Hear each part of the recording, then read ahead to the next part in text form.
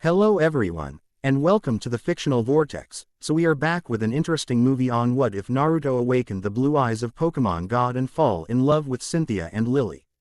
But before we start, I just want to remind you to please subscribe to my channel and hit the like button if you enjoy my content. Let's start the story. Chapter 1. Azure Awakening. Moonlight spilled across the ancient forests surrounding Konoha, casting elongated shadows that danced with each breath of the midnight breeze. Naruto Uzumaki stood motionless atop the Hokage monument, his crimson sage cloak billowing behind him like liquid flame. 3 years had passed since the Fourth Shinobi War, transforming the once impulsive youth into a formidable Jonin whose reputation extended beyond the borders of the 5 great nations. Beneath him, the village slumbered peacefully, unaware of the disturbance that had dragged him from his bed at this ungodly hour. He closed his eyes, extending his senses outward as Kurama stirred within. "You feel it too, don't you?" Naruto murmured, his voice deeper than in his youth but carrying the same underlying warmth. The 9 tails rumbled in agreement. Something's disrupting the natural energy. It's unfamiliar. That was what troubled Naruto most. After years of honing his sensory abilities, he'd grown accustomed to identifying chakra signatures from miles away, distinguishing friend from foe with mere concentration. But this energy pulsed with an alien rhythm that defied categorization. Whatever it is, it's getting stronger. Naruto opened his eyes, focusing on the northeastern sector of the forest where the disturbance originated. "And I'm not waiting for it to reach the village." He vanished in a flash of yellow, the air displacing around him as he employed his father's technique with an efficiency that would have made the 4th Hokage proud. The kunai he'd scattered throughout the forest during previous patrols now served as instantaneous pathways, allowing him to cover miles in heartbeats. The forest thickened as he approached the disturbance, ancient trees giving way to species he didn't recognize, vegetation that seemed to shimmer with an inner luminescence. The air grew heavy, charged with an electricity that made the hairs on his arms stand on end. "Naruto, Kurama warned, this energy. It's reacting to my chakra." Naruto felt it, a strange resonance building between the 9 tails' energy and whatever awaited ahead. Not hostile, but curious, almost like 2 long-separated forces recognizing each other across a vast divide. The forest opened into a clearing that, by all rights, shouldn't have existed. The trees here had been neither cut nor destroyed, they simply stopped, creating a perfect circle roughly 50 meters in diameter. At its center, reality itself seemed to bend and distort, colors bleeding into one another as though viewed through warped glass. "What the hell is that?" Naruto whispered, approaching cautiously. The distortion pulsed, expanding and contracting like a heartbeat. With each expansion, flashes of another world appeared, glimpses of crystalline structures, enormous creatures with impossible features, and landscapes that defied natural law. Naruto created 3 shadow clones without hand signs, a testament to his mastery. "Scout the perimeter. Anything approaches, we need to know." As his clones dispersed, he knelt to examine the ground. Strange footprints marked the earth. Nothing human, nothing animal he recognized. 3-toed impressions with what appeared to be sharp claws, others that suggested massive weight distribution patterns unlike any creature native to the elemental nations. The distortion suddenly flared, sending out a shockwave that nearly knocked Naruto off his feet. Within the rippling energy, a silhouette appeared, humanoid but distinctly feminine, with long flowing hair that seemed to defy gravity. The resonance is stronger than expected, the figure spoke, her voice carrying an aristocratic accent Naruto couldn't place. The dimensional breach wasn't supposed to manifest for another 72 hours. Naruto maintained his distance, chakra flowing to his palms in preparation. "Who are you? What is this thing?" The figure turned, though her features remained obscured by the distortion. "Curious. I'm detecting human life signs, but the energy readings are impossible." A pause. "You shouldn't be here. This area isn't safe for ordinary people." "I'm far from ordinary," Naruto replied, a hint of his old brashness surfacing. "And you're trespassing in Fire Country territory." A soft laugh echoed through the clearing. "Fire Country? I'm afraid there's been a misunderstanding. I'm conducting research for the Sinnoh Pokémon League on behalf of." Her words cut off as the distortion violently expanded, engulfing several meters of the clearing in its unnatural light. Through the wavering barrier, Naruto caught a clearer glimpse of the woman, tall and elegant with flowing blonde hair and piercing gray eyes that widened in alarm as the distortion destabilized. "The quantum field is collapsing," she called out, her voice distorting. "Get back." Instead of retreating, Naruto surged forward. Whatever this phenomenon was, he couldn't allow it to expand unchecked toward the village.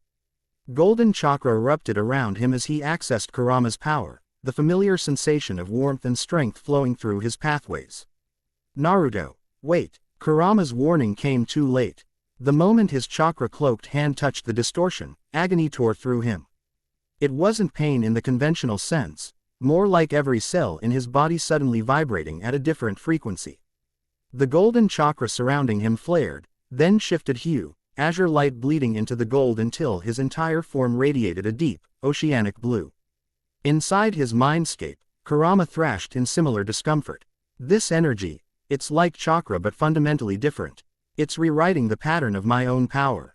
Vision blurring, Naruto pushed deeper into the distortion, driven by instinct rather than reason. The woman on the other side seemed equally affected, her own body now surrounded by luminous purple ore that crackled with electrical discharge. "Impossible," she gasped, staring at him through the thinning barrier between worlds. "Those markings, they match the spear pillar prophecies." Naruto barely registered her words as pressure built behind his eyes. The sensation intensified until he feared his skull might burst, then released in a wave of power that erupted from his eye sockets. His normal vision vanished, replaced by perception beyond anything he'd experienced before.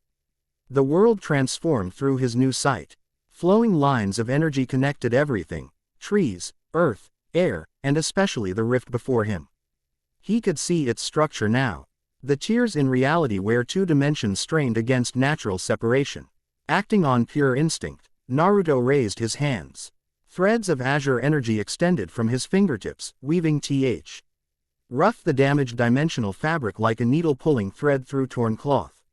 Each movement seemed guided by ancient knowledge that wasn't his own, patterns forming in the energy that resemble de-sealing techniques but vastly more complex. "Remarkable," the woman whispered, her own hands now mimicking his movements from the opposite side of the rift. "You're instinctively stabilizing the quantum field. How is that possible?" Naruto couldn't answer, couldn't even fully comprehend what he was doing. The azure energy flowed through him like a conduit, using his body as an instrument to repair the damage between worlds. With each passing second, the violent distortion calmed, collapsing inward until only a shimmering doorway remained, stable and controlled. As the immediate danger passed, Naruto stumbled backward, the azure light receding from his body. The pressure behind his eyes subsided, but something fundamental had changed. When he blinked, his vision remained altered, enhanced in ways he couldn't articulate. Through the now stabilized portal, the woman stepped cautiously forward, fully visible for the first time. Tall and imposing with cascading blonde hair that partially obscured one eye. She wore a long black coat over clothes unlike any fashion Naruto had encountered. At her belt hung 6 red and white spherical devices, and her expression combined scientific curiosity with wary respect. "I've studied the ancient texts my entire life," she said, her voice clear and commanding, "but I never expected to witness the awakening of an Azure Guardian." She extended her hand in formal greeting. "I'm Cynthia, champion of the Sinnoh region. And you've just done something that, by all scientific understanding, should be impossible." Naruto met her gaze, suddenly awed, that his eyes must appear different from their usual blue. "Naruto Uzumaki, Jonin of Konohagakure. And believe me, I make a habit of doing the impossible." A distant roar interrupted their intrigue. Action! Something massive moving through the forest on the other side of the portal. Cynthia's expression hardened as she reached for one of the spheres at her belt. "The dimensional disturbance has attracted attention," she said grimly. "Palkia doesn't appreciate unauthorized bridges between worlds." "Palkia?" Naruto questioned, instantly alert. "The legendary Pokémon that governs space itself." She expanded the sphere in her hand with practiced ease. "And it sounds rather displeased." Through the portal, the forest parted as something immense approached, a creature unlike anything in Naruto's experience. Bipedal yet distinctly inhuman, its body gleamed with pearlescent armor over magenta skin. Wingspan the breadth of a small building extended from its massive shoulders, and eyes burnin'. G with ancient intelligence fixed upon the dimensional doorway with unmistakable fury. Is that a summoning animal? Naruto asked, falling into a defensive stance. Cynthia gave him a curious glance. No, a Pokémon, the dominant life form of my world. And one of the most powerful in existence is currently heading straight for us. The creature, Palkia, raised a clawed arm, energy gathering in its palm that distorted the very air around it. Even across dimensional boundaries, Naruto sensed its immense power, different from chakra but no less formidable. It's preparing a spatial rend, Cynthia warned, tossing her sphere forward. Garchomp, battle stance. In a flash of light, another creature materialized, smaller than Palkia but radiating predatory power. Shark-like with a streamlined body adapted for terrifying speed. It positioned itself protectively before Cynthia with a guttural growl. Naruto didn't hesitate. Biting his thumb, he slammed his palm to the ground. Summoning jutsu. Smoke billowed outward as Gamakichi appeared, now the size of a small building himself. The giant toad assessed the situation with remarkable calm, taking in the portal, the strange creatures, and the woman in black. You sure know how to keep life interesting, Naruto, Gamakichi rumbled, drawing the Tonto strap to his back. Palkia roared again, the sound reverberating across dimensional boundaries with physical force. The energy in its palm intensified, reality itself seeming to bend around the gathering attack.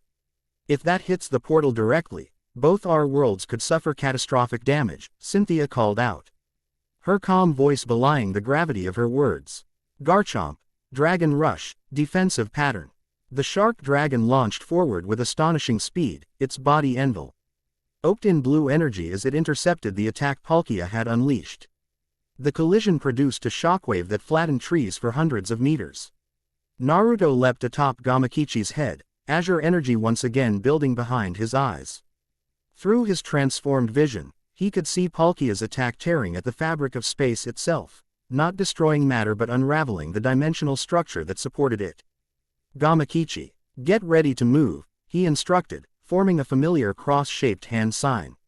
Shadow Clone Jutsu. 20 perfect copies materialized, each radiating the same azure-tinged chakra as the original.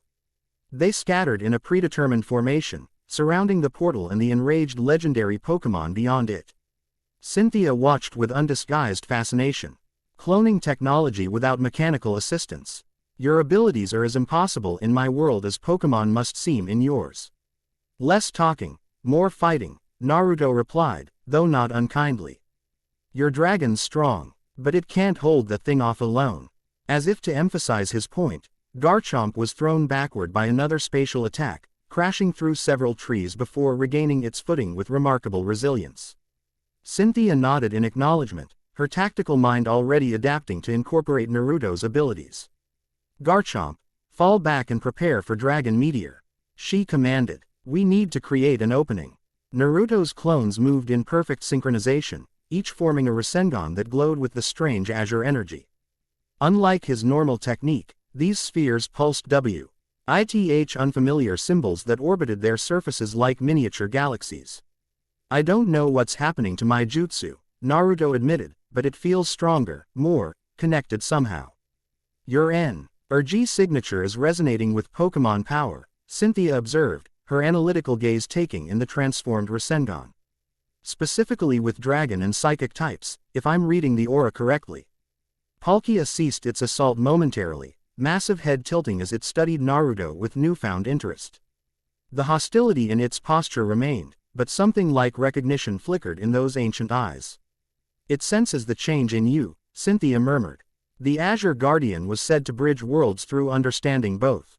The momentary calm shattered as Palkia raised both arms, dimensional energy cascading from its body in waves that threatened to tear apart the stabilized portal. Naruto felt the connection he'd established beginning to unravel. Now, he shouted to his clones. They attacked in waves, Azure Rasengan striking with precision at points where Palkia's energy interfered with the portal's stability. Rather than causing damage, the contact seemed to neutralize the dimensional disruption, like opposing forces canceling each other out. Cynthia seized the opportunity. Garchomp, Draco Meteor. Her dragon partner launched skyward, gathering energy that knifes. Ted is a glowing orange sphere in its maw. With a roar that rivaled Palkia's, Garchomp released the attack upward. The sphere ascended rapidly before bursting like a supernova, raining down concentrat. Draconic energy across the battlefield. The coordinated assault forced Palkia backward, creating space between the legendary Pokémon and the portal. Naruto didn't waste the opening, leaping through the dimensional doorway alongside Gamakichi. Now on the same side as the spatial Pokémon, he could fully appreciate its awe-inspiring presence. Up close, Palkia radiated ancient power that made Naruto's skin prickle. This wasn't just a powerful creature, it was a fundamental force given physical form, as essential to reality as gravity or time. I don't think we can beat this thing, Gamakichi muttered, raising his Tonto defensively. Not without understanding what we're dealing with. We don't need to beat it, Naruto replied, the azure energy in his eyes intensifying. We need to communicate with it. Acting on intuition that felt simultaneously foreign and familiar, Naruto dismissed his remaining clones and dropped all offensive posturing. The azure light spread from his eyes, eloping his entire body in a luminous aura that pulsed in rhythm with his heartbeat. Palkia hesitated, its attack posture shifting subtly as the azure energy expanded outward. Within his mindscape, Naruto felt Kurama stir with uncertainty. This power, it's changing how my chakra interacts with everything, ***, the Ninetales observed. It's almost like. Like what? Naruto prompted when Kurama fell silent. Like returning to something older than the Sage of Six Paths himself. Before Naruto could process this revelation, the azure energy surged forward of its own accord, connecting with Palkia in a visible bridge of light. Images flooded his mind. Vast cosmic spaces, the birth of stars, the formation of dimensions, and ancient beings with power beyond comprehension. Among these visions, he glimpsed figures wearing Hittite with unfamiliar symbols, standing alongside creatures similar to those he now faced. Human and Pokémon working in tandem, channeling energy that combined aspects of chakra and something else, something that resonated with the power now flowing through him. The Azure Covenant, he whispered, the term rising from knowledge he shouldn't possess. Across the battlefield, Cynthia's eyes widened. The lost compact between the original one and the human world, she said in disbelief. How could you possibly know about that? Naruto couldn't answer, too consumed by the connection forming between himself and Palkia. The legendary Pokémon's hostility gradually subsided, replaced by cautious curiosity. It lowered its massive head until its eyes were level with Naruto's transformed gaze. Through this connection, understanding flowed both ways. Palkia perceived the nature of chakra, the structure of the shinobi world, and most importantly, absence of malice in the dimensional breach. In return, Naruto glimpsed the complex ecosystem of Pokémon, their relationship with humans, and the delicate balance Palkia maintained between dimensions. It's not angry, Naruto realized aloud, it's afraid. The breach between our worlds threatens a balance that's existed for millennia. Cynthia approached cautiously, Garchomp at her side. The ancient texts speak of a time when our worlds existed in harmony, connected by guardians who understood both.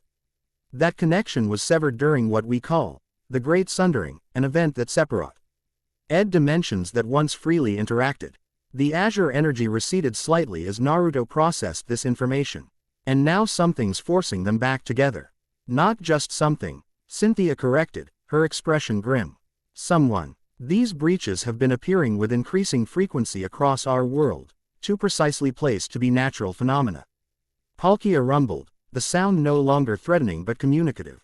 Through their connection, Naruto understood its concern. The forced reunification of dimensions long separated could catastrophically destabilize both.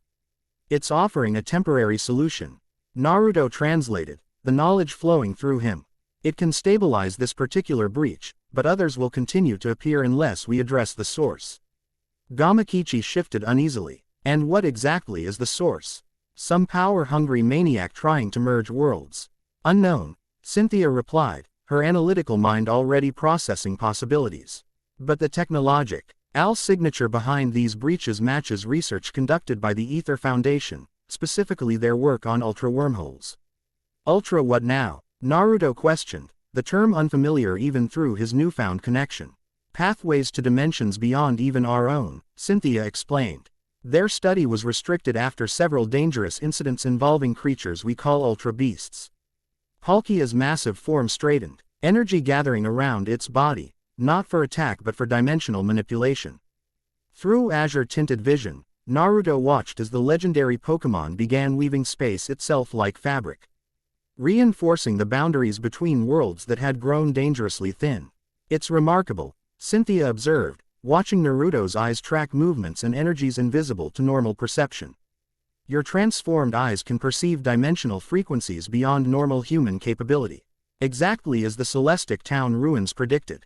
Naruto turned toward her, temporarily breaking his connection with Palkia. These ruins, they specifically mentioned eyes like these. Cynthia nodded solemnly. Inscriptions dating back 10,000 years describe a guardian with eyes of azure flame that perceive the paths between worlds. They're accompanied by images remarkably similar to the energy pattern currently surrounding you. The conversation paused as Palkia completed its work. The dimensional breach now stabilized and controlled, no longer a chaotic tear but a structured gateway. The legendary Pokémon regarded Naruto once more, conveying a final message through the IR connection before ascending into the sky with surprising grace for its massive size. It's done what it can, Naruto explained to both Cynthia and Gamakichi. The portal will remain stable for approximately 3 days before naturally closing. Any longer would strain the dimensional barriers beyond safe limits. Gamakichi whistled, impressed. You got all that from a staring contest with the big guy.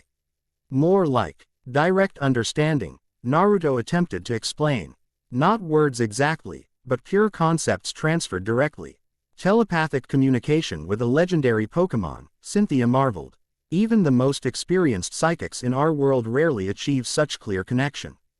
The azure energy surrounding Naruto finally receded completely, though his eyes retained their transformed state. Normal whites replaced by midnight blue, irises shifting from their usual cerulean to a luminous aquamarine with concentric rings that expanded and contracted with his focus. We should inform the Hokage about this situation, Naruto decided, turning back toward the portal. And I need to understand exactly what's happening to me. I'd like to accompany you, if possible, Cynthia requested, her tone respectful but determined. As Sinnoh's champion, I have a responsibility to investigate these breaches. And as a researcher of ancient legends, I believe your transformation connects directly to myths I've studied my entire life. Naruto considered briefly before nodding. Just be prepared for skepticism. My world doesn't have Pokémon, did you call them? Indeed. And Aima, Jin'yur, Jutsu, will be equally foreign to my colleagues. She gestured to Garchomp, who stood protectively at her side. My partner will need to return to his Pokeball before we cross over. Introd. UCING Dragon-type Pokémon to an unprepared population would be unwise. As if understanding, Garchomp growled softly before being recalled in a beam of red light that condensed the massive creature back into the spherical device Cynthia held. Naruto watched in fascination, the process visible in new detail through his transformed eyes. That's convenient, he admitted.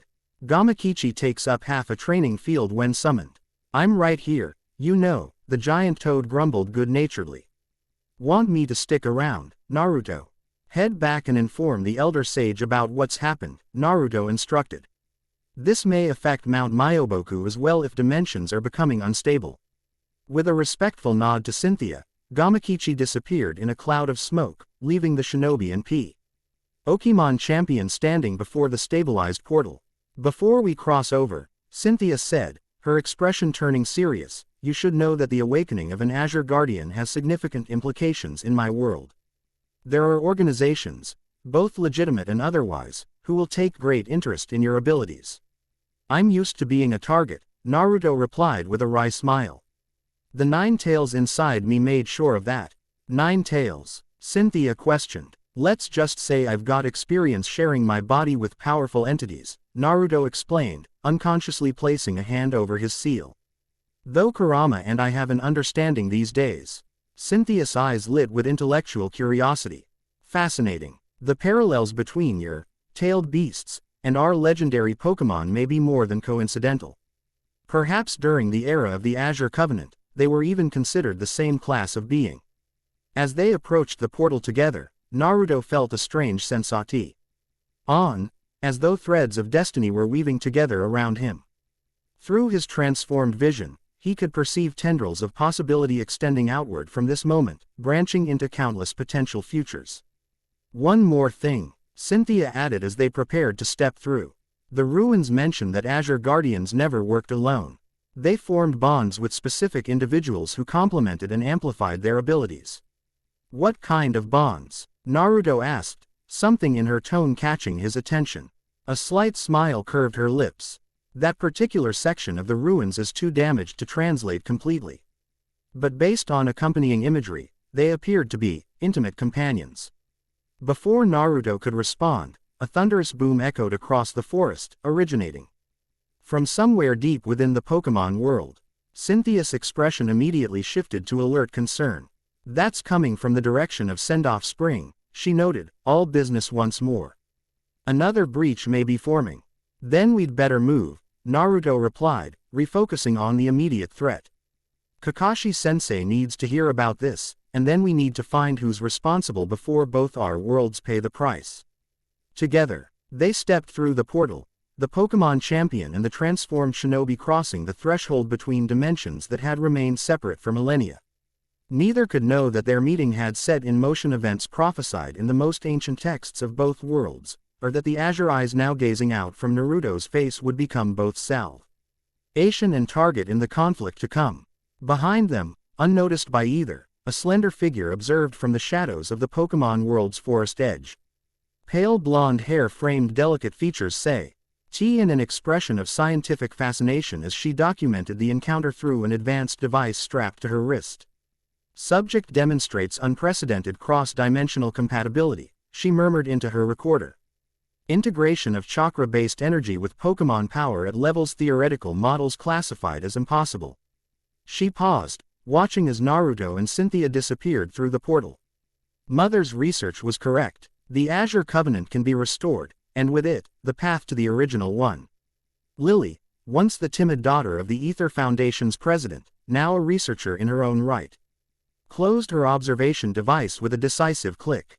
Her path was clear. Follow the Azure Guardian and document the awakening of powers unseen for 10,000 years. For science, she told herself. For understanding. Yet deep within, an unfamiliar excitement stirred, something beyond scientific curiosity that she wasn't quite ready to acknowledge. The Hokage's office fell silent as Naruto completed his explanation, the transformed eyes that had initially shocked Kakashi now the least surprising element of the account. Beside him, Cynthia stood with diplomatic poise, having adjusted remarkably well to the abrupt transition between worlds. Let me see if I understand correctly, Kakashi said, fingers steepled beneath his masked chin. Dimensional boundaries between our world and hers are weakening. Your contact with this energy has awakened a dormant ability connected to ancient guardians. And someone is deliberately creating these breaches for unknown purposes. That about covers it, Kakashi-sensei, Naruto confirmed, unconsciously touching the area around his transformed eyes.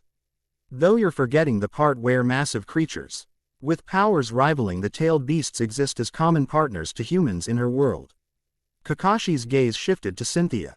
And these Pokémon pose no inherent threat to our world. No more than your shinobi would pose to mine, she replied diplomatically. Like humans, Pokémon exhibit individual personalities and moral alignments. Most seek harmony and partnership. The exceptions are typically legendary Pokémon like Palkia, whose concern stems from responsibility rather than malice. The sixth Hokage nodded thoughtfully before returning his attention to Naruto. And these eyes of yours, they allow you to perceive and manipulate these dimensional boundaries. Among other things, Naruto confirmed. I'm still discovering their capabilities, but they seem to process information differently. I can see chakra pathways with more detail than even the Byakugan, and there's something else, a kind of underlying pattern to everything. The Azure eyes perceive what we call type affinity. In my world, Cynthia explained. Every living thing resonates with elemental and conceptual energies, fire, water, psychic, dragon, and 14 others. These affinities determine how Pokémon abilities interact and, apparently, how they relate to your chakra system.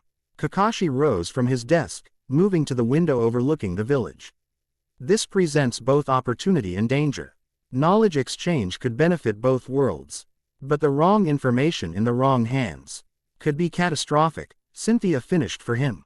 Which is why the International Pokémon League and Scientific Community have strict protocols for cross-regional information sharing, let alone cross-dimensional. A knock at the door interrupted further discussion. Shizune entered, looking somewhat flustered. Forgive the interruption, Lord Hokage, but we're receiving reports of strange creatures appearing in the training grounds of the academy. The descriptions don't match any known summons. Naruto and Cynthia exchanged alarmed glances. It's starting already, Cynthia said grimly. Wild Pokémon finding their way through smaller breaches. Naruto was already moving toward the door, the Azure Een. RGY beginning to gather around his eyes once more. I'll handle this. My clones can search for additional breaches while I contain whatever's come through. I'm coming with you, Cynthia stated, brooking no argument. Those Pokémon will be disoriented and frightened. You'll need someone who understands their behaviors. Kakashi nodded his approval. Go. I'll convene the council to discuss broader containment strategies. Shizune, send word to the barrier team to begin full perimeter scanning for anomalies. As they raced across Konoha's rooftops, Naruto created a dozen shadow clones that scattered in different directions. Each tasked with scanning for the distinctive energy signature of dimensional breaches. Beside him, Cynthia kept pace with surprising agility for someone not trained as a shinobi. Your world's physical laws seem to enhance natural abilities, she observed between breaths. I feel lighter, faster. Chakra saturates everything here, Naruto explained, his transformed eyes scanning the village below. Even civilians absorb small amounts through daily exposure. They arrived at the academy to find a chaotic scene, junior instructors attempting to corral students away from what appeared to be small fox-like creatures with multiple tails that emitted crackling electrical discharges when approached. Vulpix, Cynthia identified immediately. Ice-type variant from the Alola region. Based on the coloration, normally docile and less threatened, Naruto assessed the situation quickly. They're scared, huddled together defensively. The children's excitement probably overwhelmed them. With practiced authority, Cynthia stepped forward, her posture and energy shifting subtly. The frightened Pokémon immediately took notice, their defensive postures relaxing. Slightly at the presence of someone familiar with their kind. Easy now, she murmured, kneeling to appear less threatening. You've wandered far from home, little ones. To the amazement of watching Shinobi, the Vulpix responded to her calm energy, their ice-blue fur gradually settling as electrical discharges diminished. Naruto watched through azure vision as Cynthia's aura, a steady, confident purple, extended outward. Connecting with the smaller, erratic blue signatures of the Pokémon. They recognize you as a trainer, he observed, seeing the interaction on an energy level invisible to others. Champion status carries weight even across regional variants, Cynthia explained, carefully approaching the closest Vulpix. In the wild, Pokémon respect demonstrated strength and confident authority. One of the academy instructors, a young Chunin, stepped forward cautiously. Are these some new summoning animals, Naruto-san? Not exactly, Naruto replied, watching as Cynthia successfully gained the first Vulpix's trust. Stroking its crystalline fur, they're visitors from another world, and we need to get them home. His attention shifted suddenly as one of his shadow clones dispelled, transferring memories of another breach discovered near the village walls. Unlike the stable portal he'd helped create, this one pulsed erratically, threatening to expand beyond control. There's another breach forming, he informed Cynthia urgently, larger than this one, and unstable. Cynthia nodded, reaching for one of her Pokeballs. These little ones need containment before we can address their return. I can temporarily. Allow me, came a quiet voice from behind them. Both turned to find Hinata Hyuga approaching, her Byakugan already activated. She observed the Vulpix with fascination rather than fear, her gentle demeanor causing them to regard her with curious chirps rather than defensive posturing. Their chakra flow is unlike anything I've seen, she noted, kneeling beside Cynthia. But the emotional signatures read clearly. They're lost and confused. Naruto felt a familiar surge of appreciation for his longtime friend. Hinata, perfect timing. Can you and the Academy staff keep them contained while we deal with the new breach? Of course, she agreed, then hesitated as she fully registered his transformed appearance. Naruto-kun, your eyes. It's a long story, he promised with a reassuring smile. I'll explain everything later. Cynthia watched the interaction with interest, noting the easy familiarity between them. The Vulpix should remain calm if approached gently. They're social creatures by nature. As Hinata nodded and began coordinating with the instructors, Naruto created another shadow clone to assist before turning back to Cynthia. The new breach is near the eastern wall. We should hurry. They departed at full speed, Naruto's transformed vision allowing him to track the chaotic energy pattern even from a distance. Unlike the connection with Palkia, which had felt deliberate and controlled, this breach radiated instability, dimensional fabric torn roughly rather than precisely parted. This doesn't match the pattern of the previous breaches, Cynthia noted as they approached. It lacks the technological signature associated with the Ether Foundation's work. Meaning what, exactly? Naruto questioned, preparing to engage his Azure power once more. Meaning we may be dealing with more than one party interested in dimensional manipulation, Cynthia replied grimly. The plot thickens, as they say. They arrived at the eastern wall to find several Anbu already establishing a perimeter around what appeared to be a jagged tear in reality itself. Unlike the shimmering portal Naruto had helped stabilize, this BR. Each crackled with discordant energy that lashed outward in unpredictable arcs. Stand back, Naruto ordered, azure energy already flowing from his eyes and spreading throughout his body. This one's volatile. Through his enhanced perception, he could see the fundamental difference. Where the forest portal had been a deliberate construction with underlying mathematical precision, this breach more closely resembled an injury. Dimensional walls torn by brutal force rather than surgical intent. Something physically forced its way through, Cynthia realized, reaching instinctively for her Pokeballs. And recently, as if confirming her assessment, a deafening roar echoed from somewhere within the village, not from the breach itself, but from whatever had already passed through it. The Su-ND carried a metallic quality unlike any natural creature, sending shivers down Naruto's spine. What could make that sound? He questioned, even as they changed direction toward its source. Nothing native to my world, Cynthia replied, her expression hardening. That's the cry of an ultra beast. Specifically, I believe, Celesteela. They crested a rooftop to witness destruction spreading through the market district.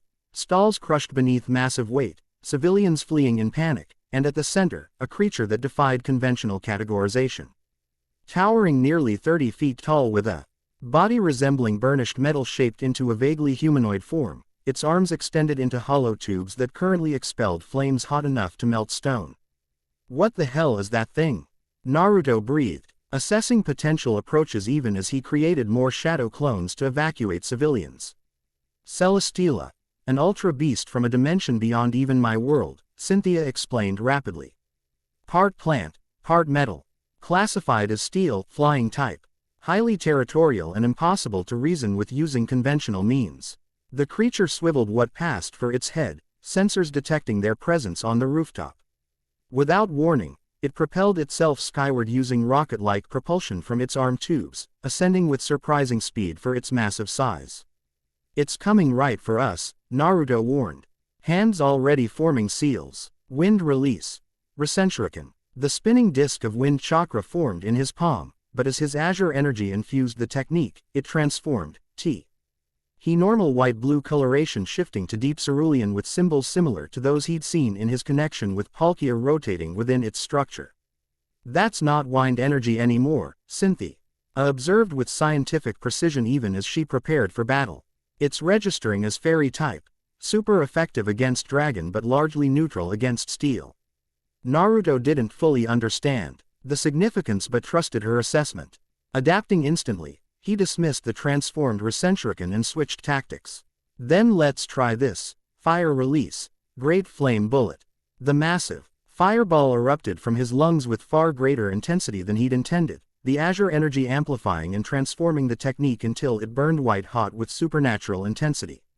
It struck Celesteela dead center. The Ultra Beast emitting a mechanical screech as the superheated flames caused its metallic exterior to glow cherry red. Fire becomes amplified to fire, psychic typing, Cynthia noted with growing excitement.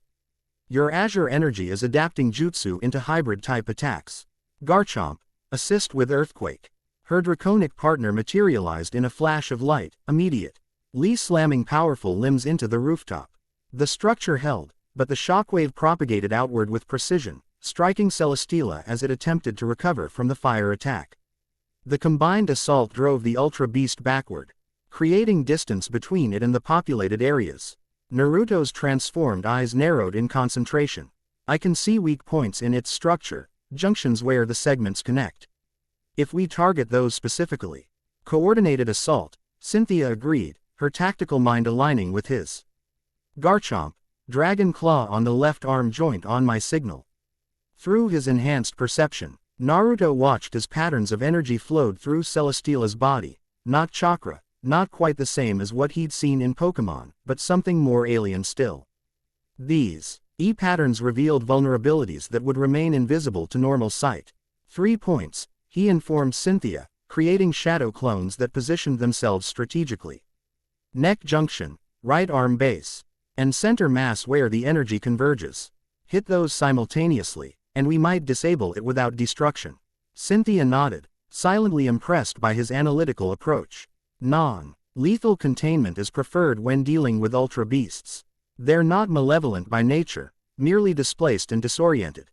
The Ultra Beast recovered from their initial assault, tubes swivel, ing to target multiple threats simultaneously.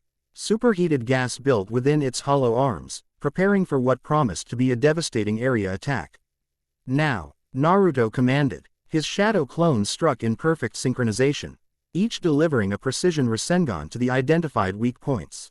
Simultaneously, Garchomp's claws slashed across the left arm junction with surgical precision, earring connections that controlled energy flow rather than the limb itself. The effect was immediate. Celesteela's attack faltered, energy dispersing harmlessly as its systems temporarily shut down in protective response. The massive creature swayed, balance compromised by the coordinated assault. Impressive coordination, Cynthia remarked, already retrieving an unusual sphere from her coat, yellow W with black geometric patterns rather than the standard red and white. Ultra Ball, go! The specialized capture device struck Celesteela's immobilized form, converting the massive creature into een RGY that was drawn inside with surprising efficiency. The ball fell to the ground, rocking several times as containment systems engaged, before finally signaling successful capture with a soft chime. Naruto stared in amazement. You just stored that entire thing in a ball the size of my fist. Pokémon technology, Cynthia explained, retrieving the Ultra Ball carefully. Though Ultra Beasts resist standard capture methods, requiring specialized equipment, the immediate threat contained, Naruto surveyed the damage to the market district. Structural damage to several buildings, but thanks to rapid evacuation, civilian injuries appeared minimal. His shadow clones were already assisting with first aid and debris removal. We need to close that breach before anything else comes through, he stated. Azure energy still flowing around his eyes. And then figure out what's causing them in the first place. Cynthia nodded in agreement, recalling Garchomp to its Pokeball. The Ultra B Street's presence suggests involvement beyond just the Ether Foundation. Someone or something is connecting not just our worlds, but the Ultra Space dimension as well. As they made their way back toward the unstable breach, Naruto felt Kurama stirring within his mindscape, the Nine Tails having remained uncharacteristically quiet throughout the confrontation. The energy from these breaches is familiar somehow. Kurama finally commented, like an echo of something I once knew, before my creation. Before the Sage of Six Paths? Naruto questioned silently. Before everything, came the troubling response. From the time of the Divine Tree itself. Before Naruto could press for clarification, they arrived at the breach site. The tear had expanded during their absence.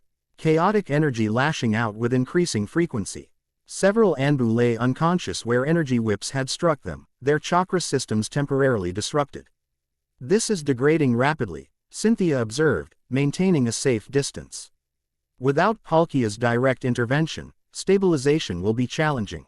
Naruto stepped forward, azure energy intensifying around his body. Then we'll have to improvise. Drawing on the knowledge that had flowed into him during his connection with Palkia, he extended his awareness into the dimensional tier. Unlike the controlled portal in the forest, this breach resisted his influence. Its chaotic nature fighting against imposed order. It's not responding to the same approach, he grunted, sweat beading on his forehead as he pushed harder. The structure is fundamentally different. Cynthia studied the breach with analytical precision. Ultra space doesn't follow the same dimensional laws as our primary worlds. It exists as a buffer between our realities, a place where normal physics breaks down. An idea formed in Naruto's mind. Then maybe we need to fight chaos with chaos. He summoned a shadow clone, beginning the process of forming his most destructive technique, the Rasenshuriken. But instead of launching it at the breach, he infused it with the azure energy while deliberately introducing asymmetry into its rotation, creating a controlled instability within the jutsu itself. What are you doing? Cynthia questioned, recognizing the dangerous approach. Creating a resonance frequency, Naruto explained through gritted teeth, unstable technique threatening to break free of his control. If I can match the chaotic pattern of the breach with an equally chaotic counter pattern. Destructive interference, Cynthia realized. Scientific understanding clicking into place. Like sound waves canceling each other out. With a final push of chakra, Naruto completed the modified technique, a Rasenshuriken that wobbled and pulsed with deliberate instability. Its azure glow fluctuating in direct opposition to the breach's energy pattern. Here goes everything, he muttered, launching the technique directly into the center of the dimensional tier. For a heart-stopping moment, the breach expanded violently as the chaotic energies collided. Then, like waves crashing against each other, the opposing patterns began to neutralize. Dimensional fabric knitting itself back together as the disruptive forces cancelled out. Within seconds, the breach collapsed entirely, leaving behind only a lingering energy signature visible through Naruto's transformed eyes. He staggered slightly, the effort of controlling such precise chaos taking its toll. Unconventional, Cynthia remarked with newfound respect, but effective. You intuited an approach that would have taken our scientists months to calculate. Sometimes you have to trust your instincts, Naruto replied with a tired smile. Though I wouldn't recommend that particular technique for regular use. As the immediate crisis subsided, Konoha's emergency response teams arrived to treat the injured Anbu and secure the area. Naruto created several shadow clones to assist, instructing them to scan for any residual dimensional instability. Cynthia observed him with thoughtful consideration. The azure eyes grant more than just perception. They're changing how you interact with fundamental forces, allowing intuitive understanding that normally requires years of specialized study. It feels like remembering something I never actually learned, Naruto attempted to explain. Like knowledge that was always there, just waiting for the right trigger to surface. Genetic memory perhaps, Cynthia theorized. The ancient texts suggest the Azure Guardians passed their abilities through bloodlines. Dormant until needed, a messenger hawk circled overhead, dropping a sealed note that Naruto caught reflexively. Breaking the Hokage's seal, he quickly scanned the contents. Kakashi-sensei has arranged emergency accommodations for you at the diplomatic residence, he informed Cynthia.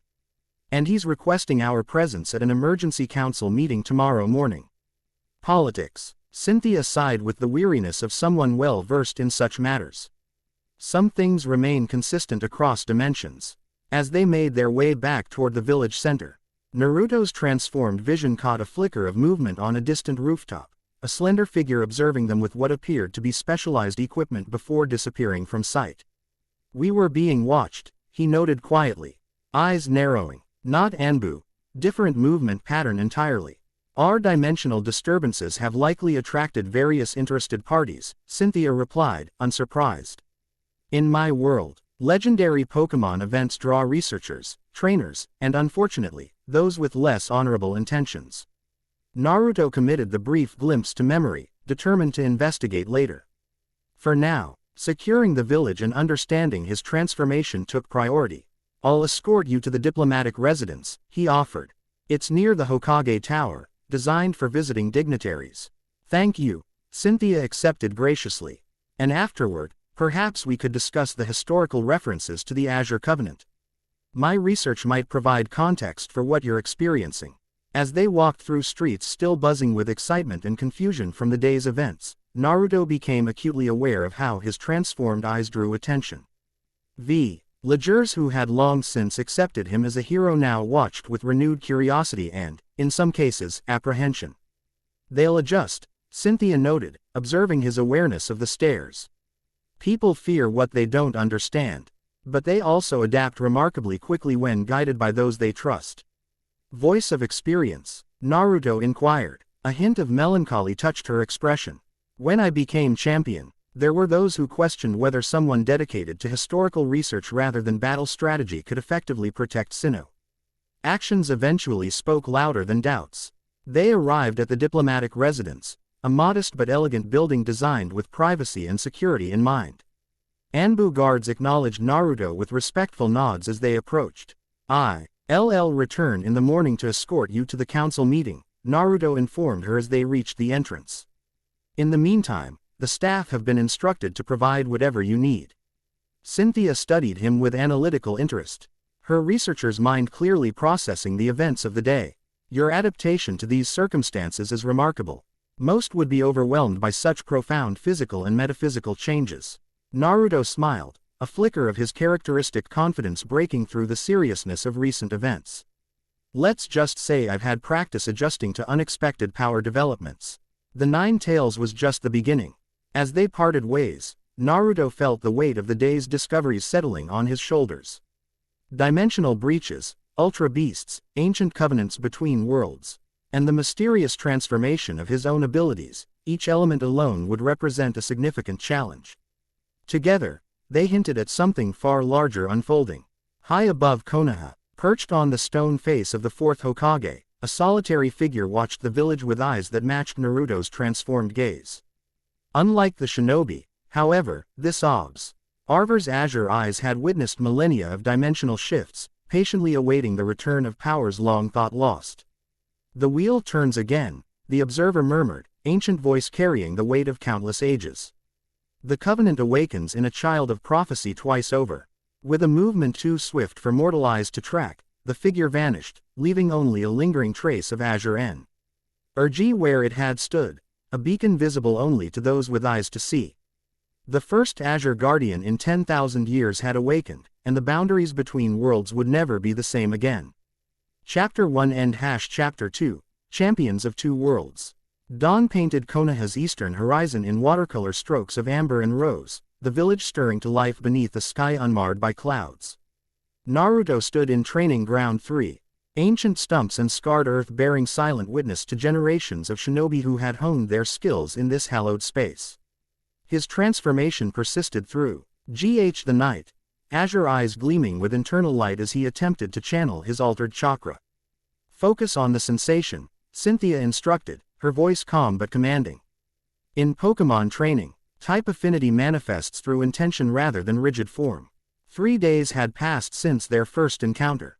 The Hokage Council, after lengthy deliberation, had authorized limited cultural exchange, primarily focused on understanding the dimensional breaches that continued to appear with increasing frequency around the village perimeter.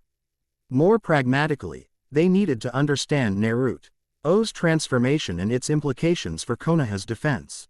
Sweat beaded on Naruto's brow as he extended his hand, concentrating on the shimmering energy that now intertwined with his familiar chakra. Where once his energy flowed like water, predictable and controllable, it now sparked and shifted between states, transforming from one elemental affinity to another with each fluctuation of his intent. "It's like trying to hold 16 different nature transformations simultaneously," he grunted, azure light flaring around his fingertips. "Every time I grasp one type, it bleeds into others." Cynthia circled him, analytical gaze noting each shift in the energy's hue and intensity. She discarded her formal black coat in the morning heat, revealing a fitted gray top that allowed freedom of movement while maintaining her dignified presence. "That's precisely what makes Pokémon training so challenging," she explained. "Each type exists in relation to others, strengths and weaknesses balanced in an intricate ecosystem. Your chakra is adapting to accommodate all 18 type affinities simultaneously. With deliberate concentration, Naruto managed to stabilize the energy, condensing a Zer light into a sphere that hovered above his palm. Unlike the chaotic Rasengan he'd formed during the Ultra Beast encounter, this construct pulsed with ordered precision, concentric rings of energy rotating in harmony. Good, Cynthia approved, stopping before him. Now, focus on a single type. Picture fire. Not as flame, but as passion, transformation, raw potential. Naruto closed his eyes, drawing on memories of fire release techniques he'd witnessed throughout his life. Sasuke's graceful execution, Kakashi's precise control, even the destructive infernos of Madara Uchiha. But rather than mimicking the physical form of flames, he concentrated on the essence behind them. When his eyes opened, the azure sphere had transformed, still maintaining its structured form, but now burning with an inner core of crimson that radiated heat without consuming. Fire type, Cynthia confirmed with satisfaction. And remarkably stable for a first attempt. Naruto studied the transformed energy with fascination.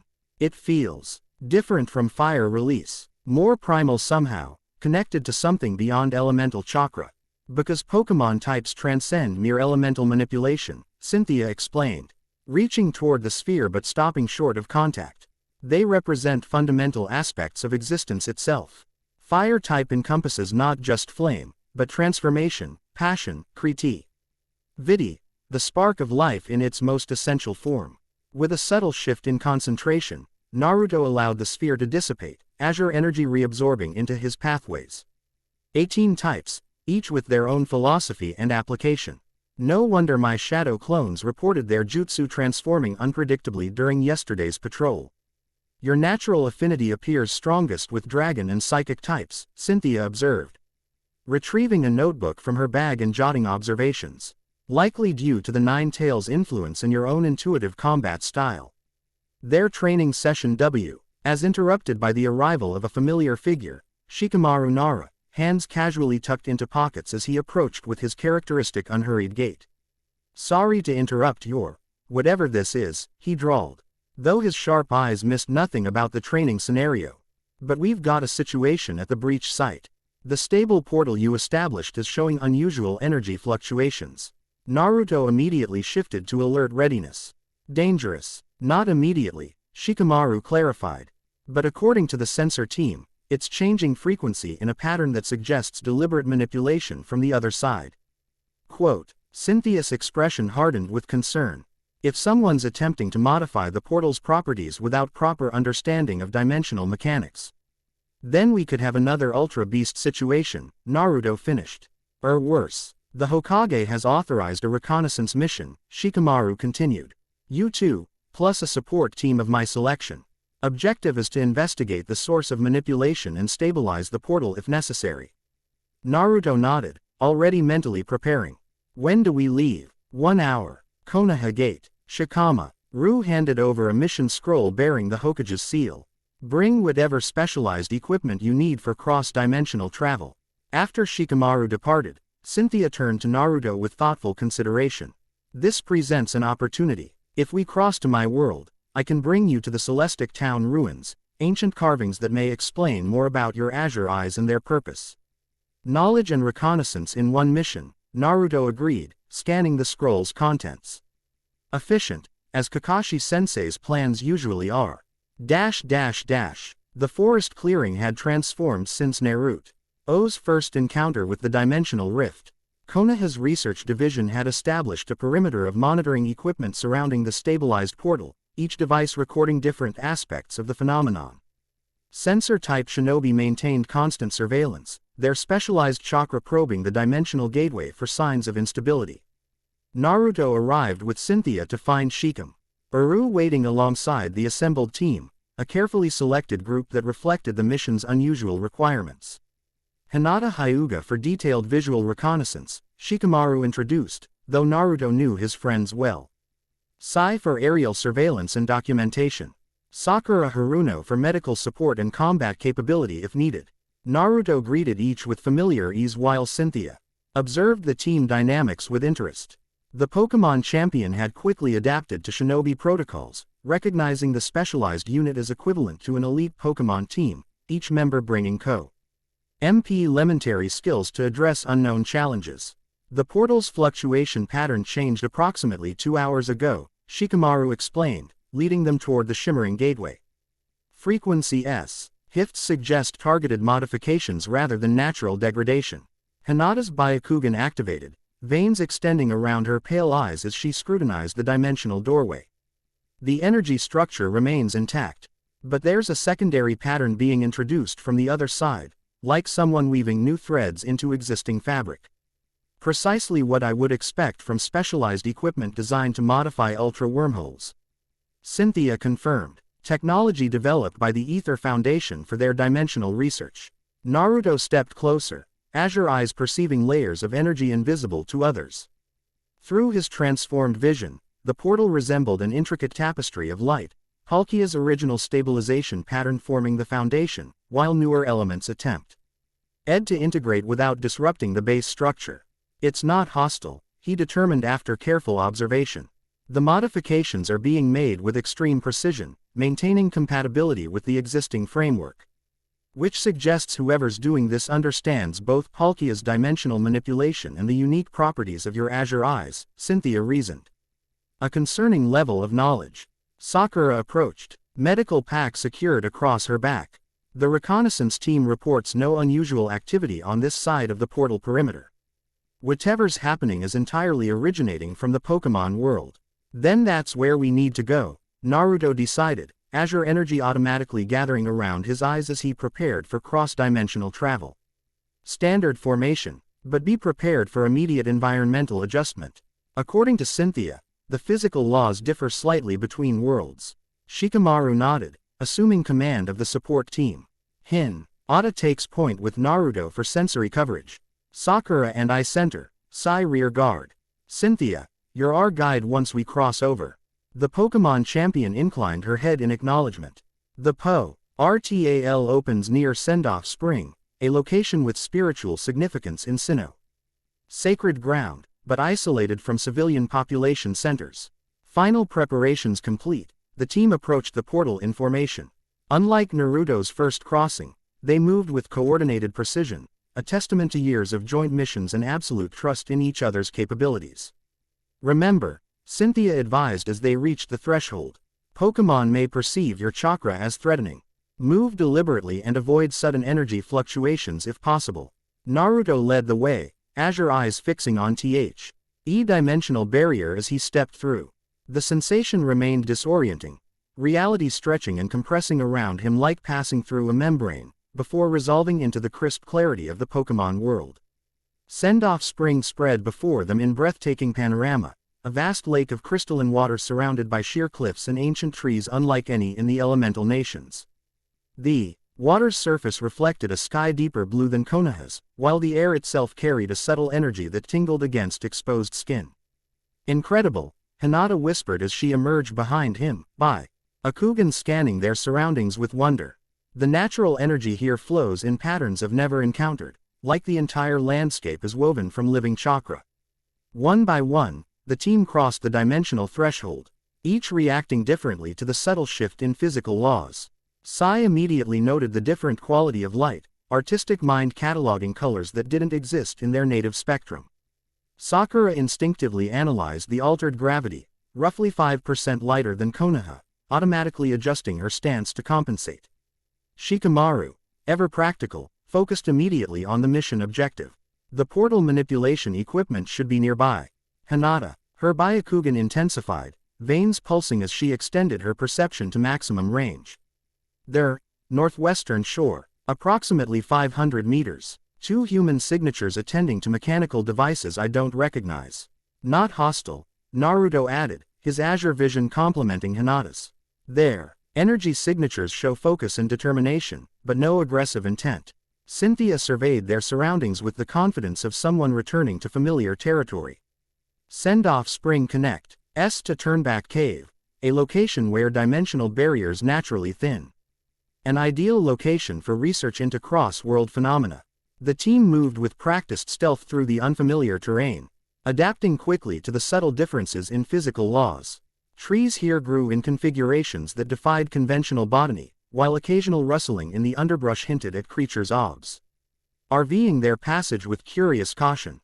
As they approached the northwestern shore, the source of the portal modifications came into view, a research station established with portable equipment bearing an unfamiliar insignia, a stylized letter formed from white geometric elements. Ether Foundation, Cynthia identified, expression tightening. Their dimensional research division, based on the equipment configuration. 2 figures attended the equipment, both female, both dressed in white uniforms that emphasized clinical precision. The younger researcher worked with focused intensity, delicate fingers adjusting holographic displays that projected dimensional schematics into the air above specialized machinery. Frequency stabilization holding at 97%, she reported to her companion. Voice carrying across the water's surface. The resonance pattern you identified as successfully integrating with the existing framework. As expected, the older researcher replied with satisfaction. The Azure Guardian's energy signature provided the missing component our models predicted. With this data, we can establish stable cross-dimensional pathways without dependency on legendary Pokémon. Naruto and Cynthia exchanged meaningful glances, confirmation that his transformation was directly targeted by whatever operation the Ether Foundation conducted. They're not just studying the portal, Shikamaru observed quietly. They're using your specific energy signature as a template for replication. Before they could discuss implications further, the younger researcher straightened suddenly. Attention shifting toward their position with uncanny precision. Despite the team's stealth, something had alerted her to their presence. We have observers, she stated calmly, turning fully toward their concealed location. Approximately 5 individuals, one with energy signature matching our primary subject.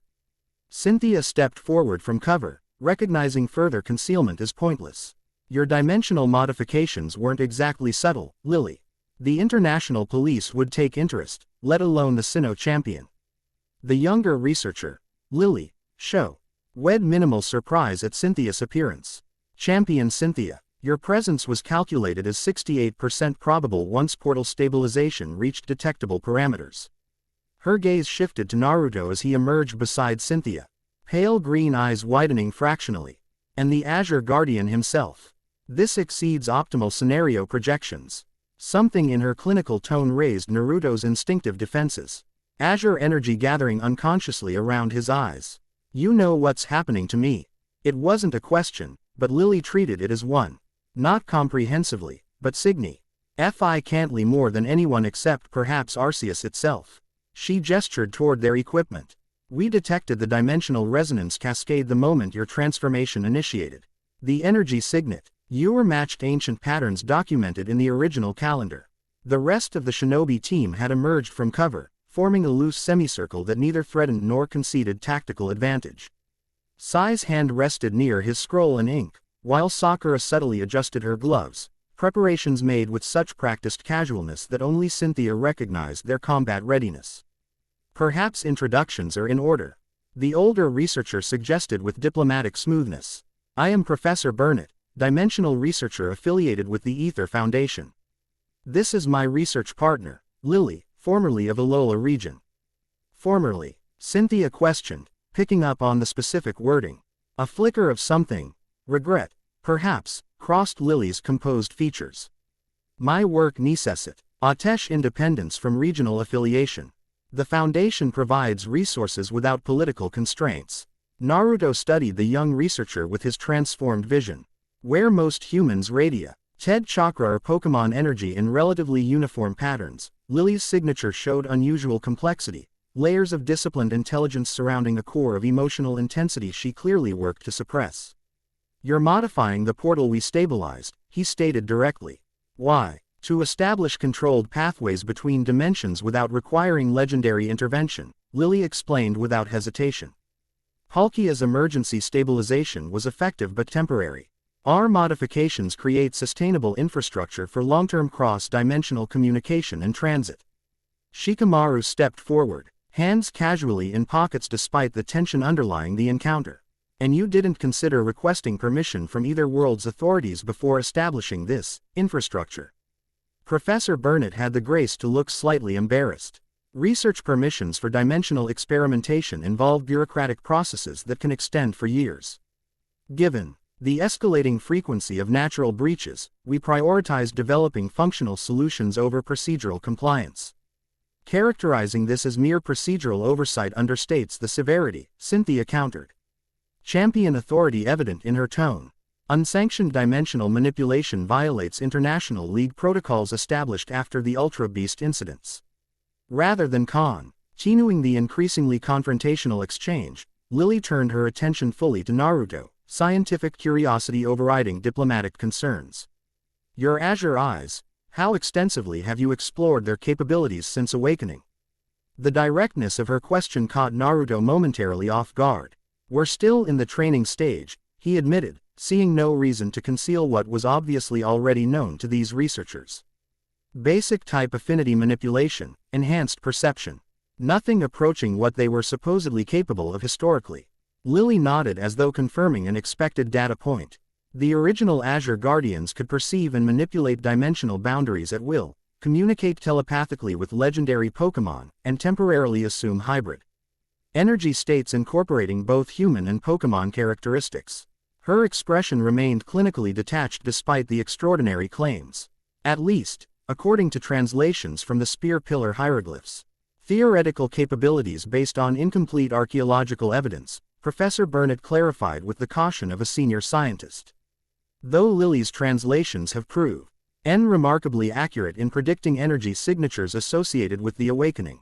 Throughout this exchange, Hinata had maintained her Byakugan activation, systematically analyzing the unfamiliar equipment surrounding them.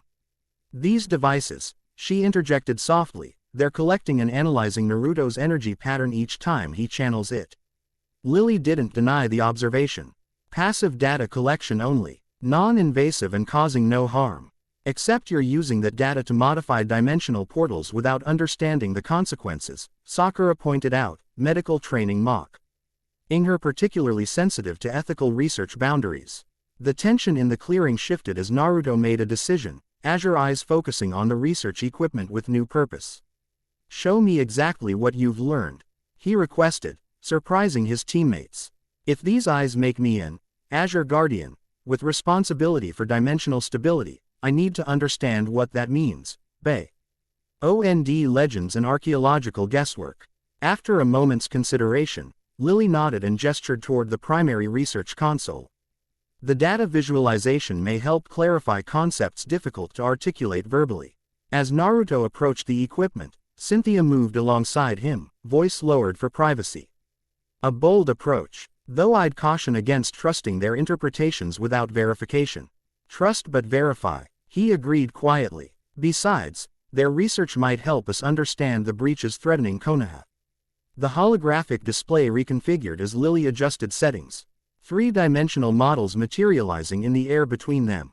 The central image depicted a complex energy pattern that Naruto immediately recognized as a visual representation of his transfo. RMED chakra, azure pathways interwoven with his natural energy system like a secondary circulatory network. Your baseline chakra structure already showed remarkable adaptability, Lillie explained, professional demeanor warming slightly when engaged with scientific data. The Nine Tails integration created a foundation uniquely receptive to dimensional energy absorption. Naruto raised an eyebrow. How do you know about Kurama? For the first time, Lillie showed a flicker of hesitation. Historical records reference the Biju as dimensional fragments from a previous convergence cycle, living embodiments of primal energy types that found sentient form in your world. Interesting theory. Kurama rumbled within Naruto's mindscape.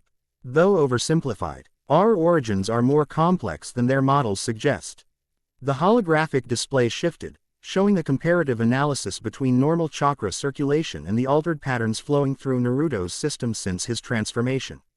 Normal chakra operates within defined elemental parameters, Lillie continued, gesturing to specific junction points in the model. Your Azure transformation has reconfigured these limitations, allowing simultaneous access to all 18 type affinities recognized in Pokémon classification. Shikamaru studied the display with analytical precision. That would explain the unpredictable nature transformations his shadow clones reported, techniques shifting between elemental properties during execution. Precisely, Professor Burnett confirmed. Without proper training to control type affinity shifts, techniques would naturally gravitate toward the most emotionally resonant type at moment of execution. The practical implications immediately clicked for Naruto. So anger MIG, HT shift techniques toward fire or dark types, while protective instincts might trigger fairy or steel affinities. Lillie nodded, a hint of approval in her otherwise clinical expression. Your intuitive understanding outpaces our predictive models. Most subjects would require extensive training to grasp type emotional correlation. Most subjects haven't spent their lives adapting to unexpected power developments. Naruto replied with understated confidence. So what does this have to do with dimensional stability? In response, Lillie expanded the holographic display to show a broader model. Multiple spheres representing different dimensions, connected by threads of light that pulsed with energy patterns matching Naruto's transformed chakra. The Azure Guardian tradition arose during periods of dimensional instability similar to what we're experiencing now, she explained. Their primary function was maintaining appropriate separation between worlds that naturally seek convergence. The current breaches suggest we've entered another convergence cycle. Cynthia stepped closer, studying the model with scholarly intensity. The Celestic Town pictographs reference a great wheel that turns across millennia, cycles of separation and reunion between dimensions that once existed as a single reality. Which aligns with our dimensional resonance measurements, Professor Burnett added. Background frequency between dimensions has increased 18% over the past decade, separate worlds gradually harmonizing toward potential reconnection. The implications settled heavily on Naruto's shoulders. If their theory proved correct, his transformation wasn't merely a personal evolution but a response to cosmic-scale events that threatened both their worlds. The breaches threatening Konoha, he questioned. Are they natural aspects of this convergence cycle or deliberate interference? Lillie and Professor Burnett exchanged glances that communicated volumes between the research partners. Both, Lillie finally admitted. Natural convergence created the potential for breaches, but someone is systematically accelerating and directing the process toward specific locations. Someone besides yourselves, I presume, Shikamaru drawled, sharp mind cutting to the heart of the matter. Professor Burnett sighed, dropping the last pretense of casual research discussion. We detected targeted dimensional manipulation approximately 3 months ago. Highly sophisticated technology employing principles developed by the original Ether Foundation under Lucamine's direction. The name caused visible tension in Lillie's otherwise composed demeanor. My mother's research was brilliant but fundamentally flawed in execution. Someone has refined her approach, using natural convergence points to establish predetermined breach locations. For what purpose? Hinata asked, the gentle question carrying weight from someone who'd remained observant throughout the exchange. Unknown definitively, Lillie replied, frustration briefly cracking her professional facade. But based on breach pattern analysis, they appear to be searching for something specific, testing dimensional boundaries at locations with historical significance. Naruto absorbed this information while studying the holographic models, Azure eyes perceiving deeper patterns within the data than even the specialized equipment could render. Through his enhanced perception, connections between seemingly unrelated breach events became visible, a deliberate sequence rather than random occurrences. They're following a map, he realized suddenly. Each breach location connects to sites of historical significance in both worlds. Lillie's eyes widened fractionally, the equivalent of open shock from her controlled demeanor. How could you possibly determine that without comparative geographical data? In response, Naruto channeled Azure energy through his hand, reaching toward the holographic display. To everyone's surprise, the energy interfaced directly with the projection, adding new connection points and pathways that expanded the model's complexity exponentially. I can see it, he explained, struggling to articulate knowledge that flowed through him instinctively. The breaches aren't random. They form a pattern across both worlds, connecting locations where the dimensional barrier is naturally thinnest. Professor Burnett stared at the expanded model with scientific awe. He's mapping convergence points that our equipment can't even detect. This confirms the Azure Guardian's perceptual capabilities extend beyond our most advanced sensors. More importantly, Cynthia interjected, focusing on strategic implications, it suggests whoever is creating these breaches is following a predetermined sequence, one with specific endpoints. Shikamaru's tactical mind immediately grasped the conclusion. They're creating a network, not just individual portals, but an interconnected system that links specific locations across dimensions. The Azure Pathway, Lillie whispered, the term clearly carrying significant meaning to her. A theoretical dimensional infrastructure described in the oldest Alolan texts, a network that once allowed free travel between connected worlds. The clearing fell momentarily silent as this revelation settled. If someone was attempting to recreate an ancient dimensional network, the implications extended far beyond isolated breaches threatening individual locations. Naruto's azure eyes narrowed as he studied the expanded model he'd instinctively created. There's a pattern to the breaches affecting Konoha. They're concentrated around locations with historical significance to the founding of the village. Which suggests whoever is creating them has detailed knowledge of your world's history and geography, Cynthia concluded. Knowledge that should be impossible for an outsider to possess. The logical conclusion hung unspoken in the air. They faced an adversary with unprecedented access to information about both worlds, someone operating with a comprehensive understanding of dimensional mechanics and historical convergence points. Sakura broke the tense silence with practical focus. If we can identify the pattern, can we predict where the next breach will occur? Theoretically, Lillie confirmed, already analyzing the expanded model. Assuming the sequence follows historical precedent rather than arbitrary selection. It's not arbitrary, Naruto stated with certainty born from his transformed perception. The next breach in Konoha will manifest near the Valley of the End, the site of the first Hokage's battle with Madara Uchiha. Shikamaru immediately recognized the strategic significance. A location already weakened by multiple high-energy conflicts throughout history. The dimensional barrier would be naturally thinner there.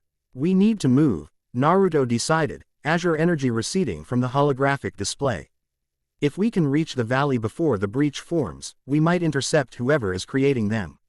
Which means returning to your world immediately, Cynthia agreed, turning toward Professor Burnett.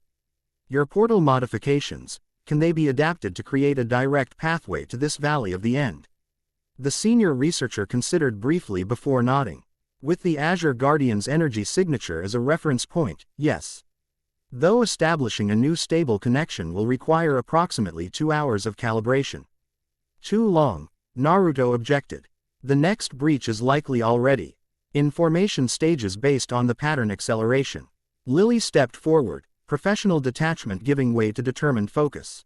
There's an alternative approach. I've been developing portable, dimensional stabilizers based on technology recovered from ultra space.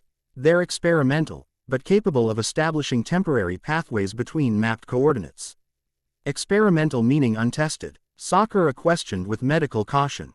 Tested in controlled environments, Lillie clarified. Though not under field conditions with human subjects. Naruto made the decision without hesitation. We'll use the portable stabilizers. Shikamaru, coordinate with Konoha to establish a defensive perimeter around the valley. The rest of us will travel directly using Lillie's technology. You're accepting help rather quickly from researchers who were modifying dimensional portals without authorization, Cynthia observed, though her tone suggested understanding rather than criticism. Their objectives align with ours for the moment, Naruto replied pragmatically. And time is critical if we want to prevent another Ultra Beast incursion. As Lillie retrieved equipment from the research station, Professor Burnett approached Cynthia with appropriate professional respect for the champion's authority. I understand our unsanctioned research raises concerns, but given the accelerating convergence cycle, traditional approval channels would have delayed critical developments. A justification that assumes your judgment supersedes established regulatory protocols, Cynthia responded, Huff without the harsh censure her position might warrant. We'll address the regulatory violations after addressing the immediate threat. While this exchange occurred, Naruto found himself studying Lillie with newfound curiosity as she efficiently prepared the portable dimensional stabilizers. Despite her clinical demeanor, her energy signature revealed complex emotional undercurrents, determination, scientific passion, and something deeper that reminded him of his own driven nature. Your knowledge of the Azure Guardian traditions seems unusually comprehensive, he observed as she calibrated equipment with practiced precision. Lillie's hands paused almost imperceptibly before resuming their work. I've dedicated the past 3 years to researching dimensional convergence phenomena. He Azure Covenant features prominently in the oldest records. Professional interest only. Naruto pressed, intuiting deeper motivation. This time Lillie did look up, pale green eyes meeting his transformed gaze with surprising directness. My mother nearly destroyed multiple dimensions pursuing similar research. Understanding what drove her obsession became personal. The simple admission revealed more than pages of explanation could have. A daughter seeking to comprehend a parent's destructive choices while ensuring she didn't repeat them. Naruto recognized the weight of such motivation, having spent his own life reconciling with his father's complex legacy. These stabilizers, he changed subjects, respecting her obvious discomfort with personal disclosure. How do they interface with the existing dimensional structure? Grateful for the professional redirection, Lillie indicated key components of the devices she'd arranged in a precise geometric pattern. They create harmony. I see resonance with natural dimensional frequencies, essentially, asking permission, rather than forcing a connection. Less efficient than brute force approaches but significantly safer for dimensional integrity. Which explains the ethical distinction between your research and whoever is creating unauthorized breaches, Naruto acknowledged, understanding clearer now. You're developing methods at work with natural dimensional laws rather than overriding them. A flicker of appreciation crossed Lillie's features, the subtle recognition of being understood on levels beyond surface judgment. Precisely. Dimensional travel itself isn't inherently destructive, it's the method of implementation that determines ecological impact. Their exchange was interrupted as Shikamaru returned from establishing communications with Konoha via one of Sai's ink birds. Defensive preparations are underway at the valley. Kakashi has dispatched Anbu teams to establish a containment perimeter. Lillie completed final adjustments to the dimensional stabilizers, each device now emitting a soft azure glow that precisely matched the energy surrounding Naruto's eyes. Calibration complete. The stabilizers are resynchronized to your specific energy frequency. They'll establish a pathway that recognizes you as an authorized traveler. Meaning what exactly? Sakura questioned, medical caution evident. Ning the dimensional corridor will form around him specifically, Lillie explained. Those in physical contact with him during activation will be transported along the same pathway. Without contact, he corridor remains closed to unauthorized transit. Understanding the mechanism, Naruto moved to the center of the stabilizer array. Everyone maintain physical contact. Based on my previous experiences, cross-dimensional transit can be disorienting without proper preparation. The team arranged themselves accordingly, Hinata and Sakura each taking one arm, Sai placing a hand on his shoulder, Cynthia positioned herself directly behind him with a steadying grip. After brief consideration, Lillie joined them, slender fingers wrapping around his free wrist to maintain the connection necessary for equipment operation. Initiating dimensional resonance in 3, 2, 1. Lillie activated the primary stabilizer through a control device strapped to her wrist. The array hummed to life, azure energy flowing between devices to create a perfect circle surrounding the group. Unlike the chaotic energy of natural breaches or the mechanical precision of the Ether Foundation's portal, his pathway formed with organic fluidity, responding to Naruto's azure signature like a living entity recognizing a familiar presence. Remarkable affinity, Lillie murmured, scientific detachment momentarily overwhelmed by genuine wonder. The pathway is establishing at efficiency levels exceeding theoretical maximums. The air within the circle shimmered, reality folding inward to create a dimensional corridor that stretched beyond normal perception. Through his transformed vision, Naruto could see their destination, the Valley of the End materializing as though viewed through layers of flowing water. Remember to breathe normally, he advised his teammates. Dimensional transition feels like passing through a membrane, momentary pressure, then release. With those final instructions, the corridor fully manifested, enveloping them in swirling azure energy that responded to Naruto's presence with almost eager recognition. The world around them dissolved into streams of light and sense. Asian as reality itself parted to allow their passage. Unlike his previous dimensional crossing, this transit felt controlled and directed, a deliberate journey rather than disorienting displacement. Through the swirling energies, Naruto perceived flashes of other realities, glimpses of worlds connected by the same fundamental patterns that flowed through his transformed eyes. The transition completed with surprising gentleness, reality resolving around them as they materialized at the base of the massive statues commemorating the legendary battle between Hashirama Senju and Madara Uchiha. The Valley of the End spread before them in late afternoon light, waterfall cascading between the eternal stone adversaries with thunderous constancy. Transit successful, Lillie confirmed, consulting her wrist device. Dimensional coordinates match target location with 99.8% accuracy. Before anyone could respond, Hinata's Byakugan activated in urgent assessment of their surroundings. "We're not alone," she reported immediately. "Multiple signatures approaching from the northern forest edge, human, but with energy patterns I don't recognize." Naruto extended his azure perception, immediately identifying what had triggered Hinata's warning. "They're not from our world.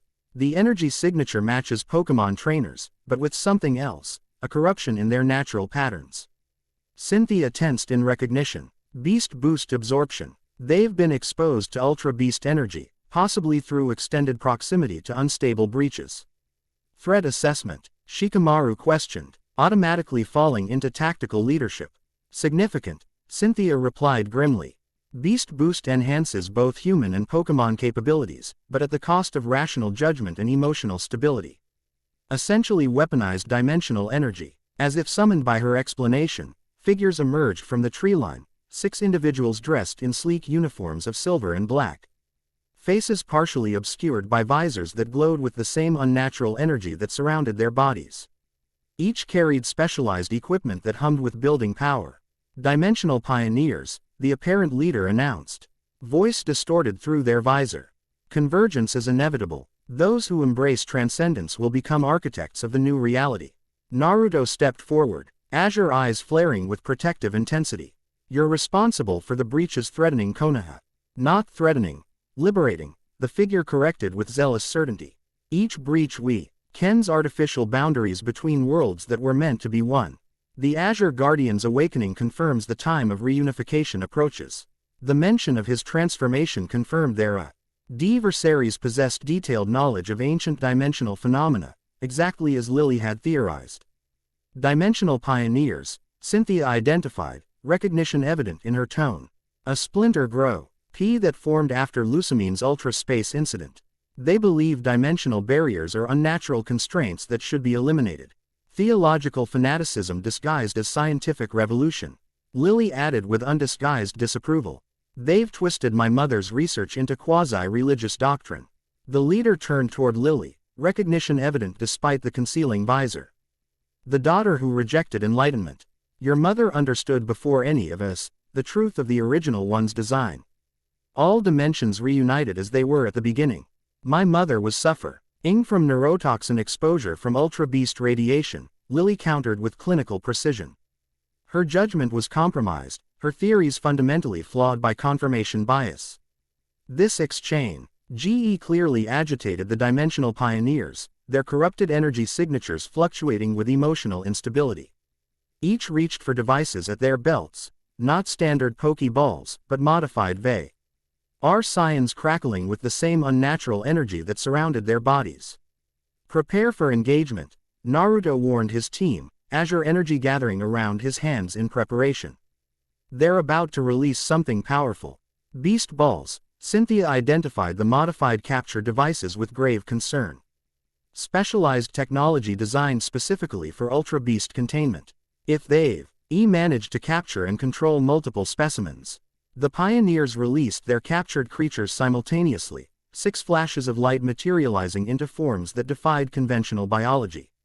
Like natural Pokémon with recognizable morphological patterns, these entities existed as living contradictions, geometric impossibilities given physical form through dimensional displacement. Nihilego. Lillie identified the jellyfish-like entities that floated with unnatural grace. Parasitic Ultra Beasts with neurotoxin capabilities. Extremely dangerous, especially to untrained individuals. The crystalline creatures pulsed with internal light, tentacles undulating with hypnotic rhythm as they awaited commands from their corrupted trainers. Through his azure vision, Naruto could perceive the unnatural bonds connecting beast to human, not the healthy partnership between trainer and Pokémon, but something distorted and wrong. They've been corrupted beyond normal Ultra Beast behavior patterns, he observed. Instinctive understanding flowing through his transformed perception. The pioneers aren't just controlling them, they're merging with them somehow. Cynthia immediately grasped the tactical implications. Beast Boost allows energy transfer between Ultra Beasts and compatible hosts. They're using themselves as living conduits to amplify and direct Ultra Beast power.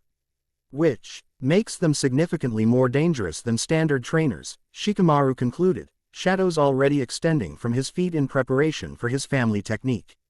Recommendations for engagement parameters. Neutralize the trainers first, Cynthia advised, Pokeballs already in hand. Without direction, the Ultra Beasts will likely retreat toward the nearest dimensional weak point rather than continue aggressive action. Hinata, Sakura, focus on defensive perimeter, Naruto directed, azure energy intensifying around his body. Sai, aerial reconnaissance and ranged support. Shikamaru, a mobilization priority on the leader. Lillie, can your stabilizers reverse a forming breach? The young researcher nodded affirmatively. If we can identify the precise formation point before full materialization, yes. Then you're with me, he decided. Cynthia, your experience with Ultra Beasts makes you our primary offensive specialist alongside my clones. The Pokémon champion responded by releasing her primary partner, Garchomp materializing with a thunderous roar that echoed across the valley. The land shark dragon took immediate defensive position before its trainer, sizing up the Ultra Beasts with predatory intelligence. Dragon rush on my command, Cynthia instructed her partner. Target the connection points between beast and trainer rather than the entities themselves. The dimensional pioneers spread out in practiced formation, their synchronized movements suggesting military precision despite their zealous ideology. The leader raised a hand, unnatural energy gathering around their palm in concentrated intensity. The Azure Guardian awakens as prophesied, they intoned with fervent certainty. But choice remains, join the inevitable convergence or be swept aside by cosmic truth. I'm more interested in protecting both worlds than philosophical debates, Naruto replied, forming his signature cross-shaped hand seal. Shadow Clone Jutsu, 20 perfect duplicates materialized around him, each radiating the same azure energy that flowed through the original. The clones immediately moved to predetermined tactical positions, creating a defensive perimeter around their companions while establishing offensive capabilities. The leader made a sharp gesture, and the gathered Ultra Beasts surged forward in perfect synchronization with their corrupted trainers. The battle erupted across the valley floor, crystalline tentacles lashing out with impossible speed while Garchomp countered with devastating Dragon Rush attacks that left ionized air in their wake. Naruto's shadow clones engaged directly, azure-infused Rasengan techniques colliding with Ultra Beast manifestations in explosions of dimensional energy. Each impact revealed something unexpected. His transformed techniques specifically countered the alien entity's unnatural composition, azure energy neutralizing their dimensional instability on contact. Your attacks are actually stabilizing their molecular structure, Lillie observed with scientific precision despite the chaos surrounding them. The azure energy forces conformity to local dimensional constants. Understanding flowed through Naruto instinctively. His transformed power wasn't merely offensive but restorative, enforcing natural dimensional laws against entities that existed as living contradictions to those laws. Shikamaru's shadow possession technique captured two pioneers simultaneously, immobilizing them despite their enhanced capabilities. However, the connection to their Ultra Beasts remained unbroken, the crystal line entities continuing to attack independently despite their trainers' immobility. The neurotoxin bond supersedes physical control methods, Lillie explained, manipulating her wrist device while scanning for the forming breach. They've essentially created a hive mind through biochemical fusion. Sai soared overhead on an ink-created eagle, raining specialized sealing formulas that temporarily disrupted the energy flow between pioneers and their beasts. Each successful application caused momentary disorientation in the affected pair, valuable tactical openings that Sakura exploited with devastating efficiency. Chakra-enhanced strikes neutralizing pioneers without fatal force. Throughout the coordinated assault, Hinata maintained comprehensive situational awareness through her Byakugan. directing defensive movements with quiet precision while identifying vulnerability patterns in the Ultra Beast's otherwise alien biology. Their central cores pulse in 7-second intervals, she reported to Cynthia. Each pulse creates momentary energy redistribution that leaves defensive gaps. The champion immediately adapted her strategy, directing Garchomp's attacks to synchronize with these vulnerability windows. The dragon's natural predatory instincts combined with trained precision allowed it to exploit these openings with devastating effect, separating 3 Ultra Beasts from human conduits with surgical strikes. Amid this tactical coordination, Naruto focused on the leader, clearly the most powerful and corrupted of the dimensional pioneers. Their movements demonstrate unnaturally enhanced speed and perception, avoiding shadow clone attacks with preternatural awareness while maintaining control over their Ultra Beast counterpart. Your resistance is theologically disappointing. The leader called out as they evaded another Azure-infused attack. The Azure Guardian was meant to facilitate convergence, not prevent it. Maybe you misinterpreted the prophecy, Naruto countered. Azure perception tracking the leader's movement patterns to identify predictive algorithms. Or maybe I make my own destiny regardless of ancient text. This philosophical challenge visibly disturbed the leader's composure, zealous certainty momentarily undermined by doubt. In that brief opening, Naruto struck with precision, Azure-enhanced speed closing the distance between them faster than dimensional enhancement could counter. The resulting impact sent the leader crashing into the valley wall, control device skittering across stone as the connection to their Ultra Beast temporarily severed. With their coordinating presence disrupted, the remaining pioneers' formation faltered, allowing Cynthia and the shinobi team to press their advantage. Naruto, Lillie called gently from her position near the waterfall base. I've located the breach formation point, directly beneath the waterfall where the 2 statues' shadows intersect during sunset. The timing confirmed his earlier suspicion. These breaches weren't random but precisely calculated to exploit natural dimensional weak points enhanced by historical significance. The Valley of the End, site of multiple reality-altering battles throughout history, created a natural convergence point where dimensions naturally thinned. How long until formation? He questioned, already moving toward her position while his clones maintained pressure on the dimensional pioneers. Minutes at most, Lillie replied, equipment already deployed in a configuration similar to the stabilizers used for their transit. The NRG signature is building exponentially. They've been preparing this breach for weeks through sequential weakening events. Understanding flowed through Naruto's transformed perception. Each smaller reach around Konoha had been preparatory work for this larger, more significant portal. Not random attacks, but calculated steps in a comprehensive dimensional engineering project. Can we seal it completely? He asked, Azure eyes perceiving the gathering dimensional distortion beneath the waterfall's churning base. Lillie's expression showed professional concern. Complete sealing would require energy output exceeding safe human limitations. But we can redirect it, change the destination coordinates to an uninhabited dimensional pocket rather than allowing connection to ultra space. Do it, Naruto decided without hesitation. I'll provide whatever energy the process requires. Behind them, the battle continued to turn in their favor. Cynthia's Garchomp had systematically separated each Ultra Beast from its human conduit. While the shinobi team efficiently neutralized the disoriented pioneers, only the leader remained actively resistant, gathering scattered followers for a desperate final offensive. Lillie's fingers flew across holographic interfaces, reconfiguring stabilizer parameters with remarkable precision. I need your direct energy input, she instructed, indicating a receptor component designed to channel and amplify specific frequencies. Place your hand here and channel your Azure energy in a steady stream, not pulsed, not fluctuating. Naruto complied, palm connecting with the specialized equipment as Azure energy flowed from his transformed chakra network into the waiting receptors. The sensation wasn't painful but intensely intimate, like extending his sensory perception directly into the dimensional fabric itself.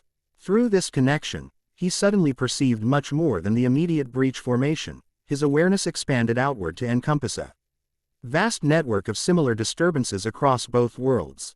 Each breach point pulsed in synchronized rhythm, creating a geometric pattern that spanned dimensions with mathematical precision. They're not just creating random portals.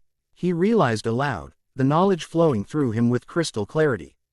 They're reconstructing an ancient network, pathways that existed before the original dimensional separation.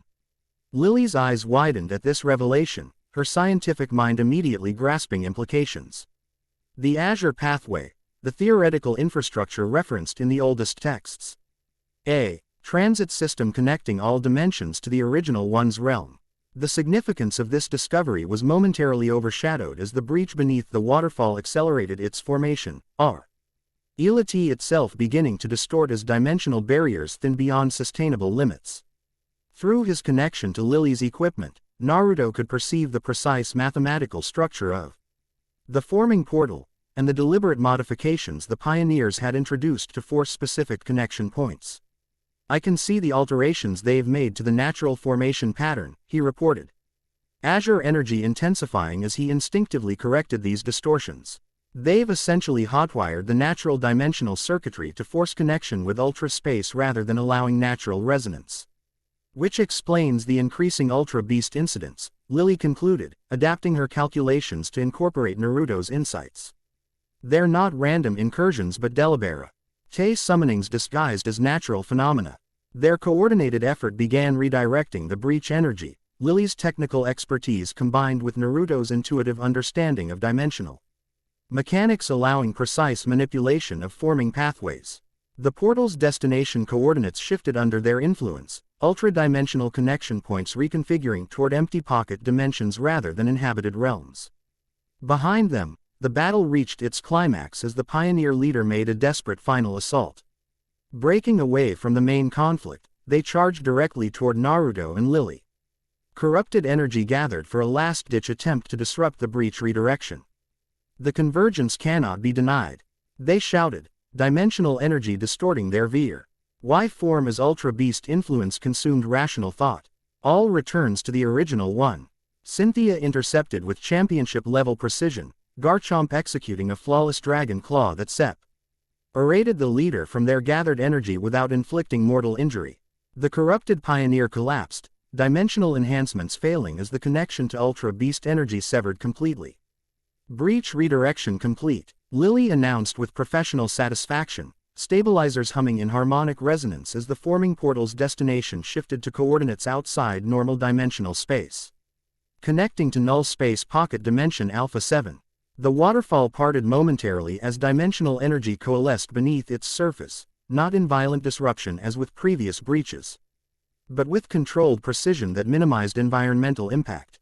A perfect circular portal formed, edges stabilized by Lily's equipment while its interior displayed not the chaotic geometry of ultra space but the empty void of an uninhabited pocket dimension. Containment successful, Lillie confirmed, monitoring equipment registering stable parameters across all metrics. E-portal will remain connected to null space until natural closure in approximately 72 hours. With the immediate threat neutralized, attention turned to the captured dimensional pioneers. Zealous group lay subdued across the valley floor, some unconscious from Sakura's precise strikes, others immobilized by Shikamaru's shadow technique, all separated from the Ultra Beast energy that had enhanced their capabilities. Ultra Beast corruption is potentially reversible with proper medical intervention, Cynthia informed the team as they gathered around their captives. Though the psychological conditioning may prove more challenging to address than the physical effects. Naruto studied the fallen leader with his transformed vision, perceiving layers of corrupted energy through their system. Not just physical enhancement but deep psychological alteration that had transformed zealous belief into fanatical certainty. They genuinely believe they're serving some cosmic purpose, he observed. Azure eyes tracing patterns of corrupted thought visible through dimensional perception. The Ultra Beast neurotoxins amplified existing philosophical frameworks into absolute conviction. A common pattern with Beast Boost exposure, Lillie confirmed, completing final adjustments to the stabilizers ensuring the breach remains safely redirected. It doesn't create new beliefs Chi intensifies existing predispositions beyond rational constraint. Shikamaru surveyed the situation with tactical assessment. We've neutralized this cell, but based on their operations, others likely exist pursuing the same objective. This was coordinated infrastructure development, not isolated extremism. Agreed, Cynthia said, recalling Garchomp after ensuring no further threats remained. The international police should be notified immediately. Cross-dimensional terrorism falls directly under their jurisdiction. As Anbu forces arrived to secure the perimeter and take custody of the pioneers, Naruto found himself drawn back to the redirected portal beneath the waterfall. Through his azure perception, he could sense something beyond the null space they'd connected it to, a faint resonance that called to his transformed energy with ancestral familiarity. "There's something else," he murmured, approaching the shimmering gateway with cautious fascination. Beyond the dimensional network they were creating. Something older. Lillie joined him, scientific curiosity piqued by his observation. The original one's realm perhaps. The theoretical source point from which all dimensions originally diverged. Not quite, Naruto replied, struggling to articulate knowledge that flowed through him instinctively. More like an echo. A memory of connection that existed before separation. This cryptic assessment was interrupted as Sai returned from aerial reconnaissance, landing gracefully beside them with urgent information. Additional breach formations detected approximately 20 kilometers northeast, smaller than this one but following similar energy signatures. They're creating a perimeter, Naruto realized, azure vision extending beyond normal range to perceive these distant disturbances. Surrounding Konoha with strategic access points while focusing our attention on the larger, more obvious breach. Shikamaru immediately grasped the tactical implications. Classic diversion strategy. This wasn't their primary objective, it was a distraction from their actual operation elsewhere. Before they could pursue this concerning revelation, the waterfall RTAL pulsed with sudden intensity, null space coordinates shifting despite Lillie's carefully calculated parameters. The stabilizers hummed with increasing pitch as external influence overwhelmed their programming. "Something's overriding the redirection," Lillie reported, fingers flying across controls in attempted compensation. "An external force with priority access to the dimensional framework." The portal's surface rippled like disturbed water, null space coordinates replaced by a swirling vortex of prismatic energy unlike anything previously encountered. Not the chaotic geometry of Ultra a space nor the familiar patterns of the Pokémon world, but something more fundamental, pure dimensional essence unbound by physical laws. From this transformed gateway emerged a figure that defied conventional description, humanoid but composed of shifting light patterns that reconfigured with each movement. Where a face might exist, azure symbols identical to those in Naruto's transformed eyes glowed with ancient power. "Azure Guardian, ****, the entity addressed Naruto directly, voice resonating with harmonic overtones that vibrated through dimensional barriers. The wheel turns again. The covenant awakens. The test approaches. Through his transformed perception, Naruto recognized what stood before them, not Ultra Beast, not Pokémon, not human, but something that existed as pure dimensional consciousness. A guardian from the time before separation, when reality existed as unified whole rather than fractured dimensions. "What test?" he questioned, azure eyes meeting the entity's matching gaze without flinching. "What covenant?" The luminous figure extended what approximated a hand, geometric patterns flowing across its surface in mathematical sequences that encoded information beyond verbal language. "The azure trial awaits in the Temple of Origin. The worthy shall restore balance, the unworthy shall accelerate collapse." Before Naruto could press for clarification, the entity dissolved into streams of azure light that flowed directly into his transformed eyes, not attacking, but transferring information through means beyond conventional communication. Knowledge flooded his mind in overwhelming waves, coordinates, pathways, ancient history, and cosmic purpose condensed into moments of direct transmission. When the transfer completed, the portal collapsed with gentle precision, dimensional energy dispersing naturally rather than through violent disruption. The stabilizers powered down, their purpose fulfilled as the breach sealed itself completely. Naruto staggered slightly, the information transfer leaving him momentarily disoriented as his consciousness struggled to integrate knowledge never meant for human comprehension. Sakura immediately moved to support him, medical training automatically assessing his condition. "What happened?" she questioned with professional concern. "Your chakra network just experienced a massive influx of unidentified energy." "Information," Naruto corrected, azure eyes pulsing with renewed intensity as the transferred knowledge began integrating with his transformed consciousness. Dimensional coordinates. Historical context. Purpose. Cynthia approached cautiously, recognizing the significance of what they'd witnessed. That entity, it matched descriptions from the oldest Sinian texts. A dimensional guardian from before the Great Sundering. An original one, Lillie whispered, scientific detachment momentarily overwhelmed by genuine awe. Not Arceus itself, but one of the primordial consciousness Fra. G-ments that maintained dimensional harmony during the unified era.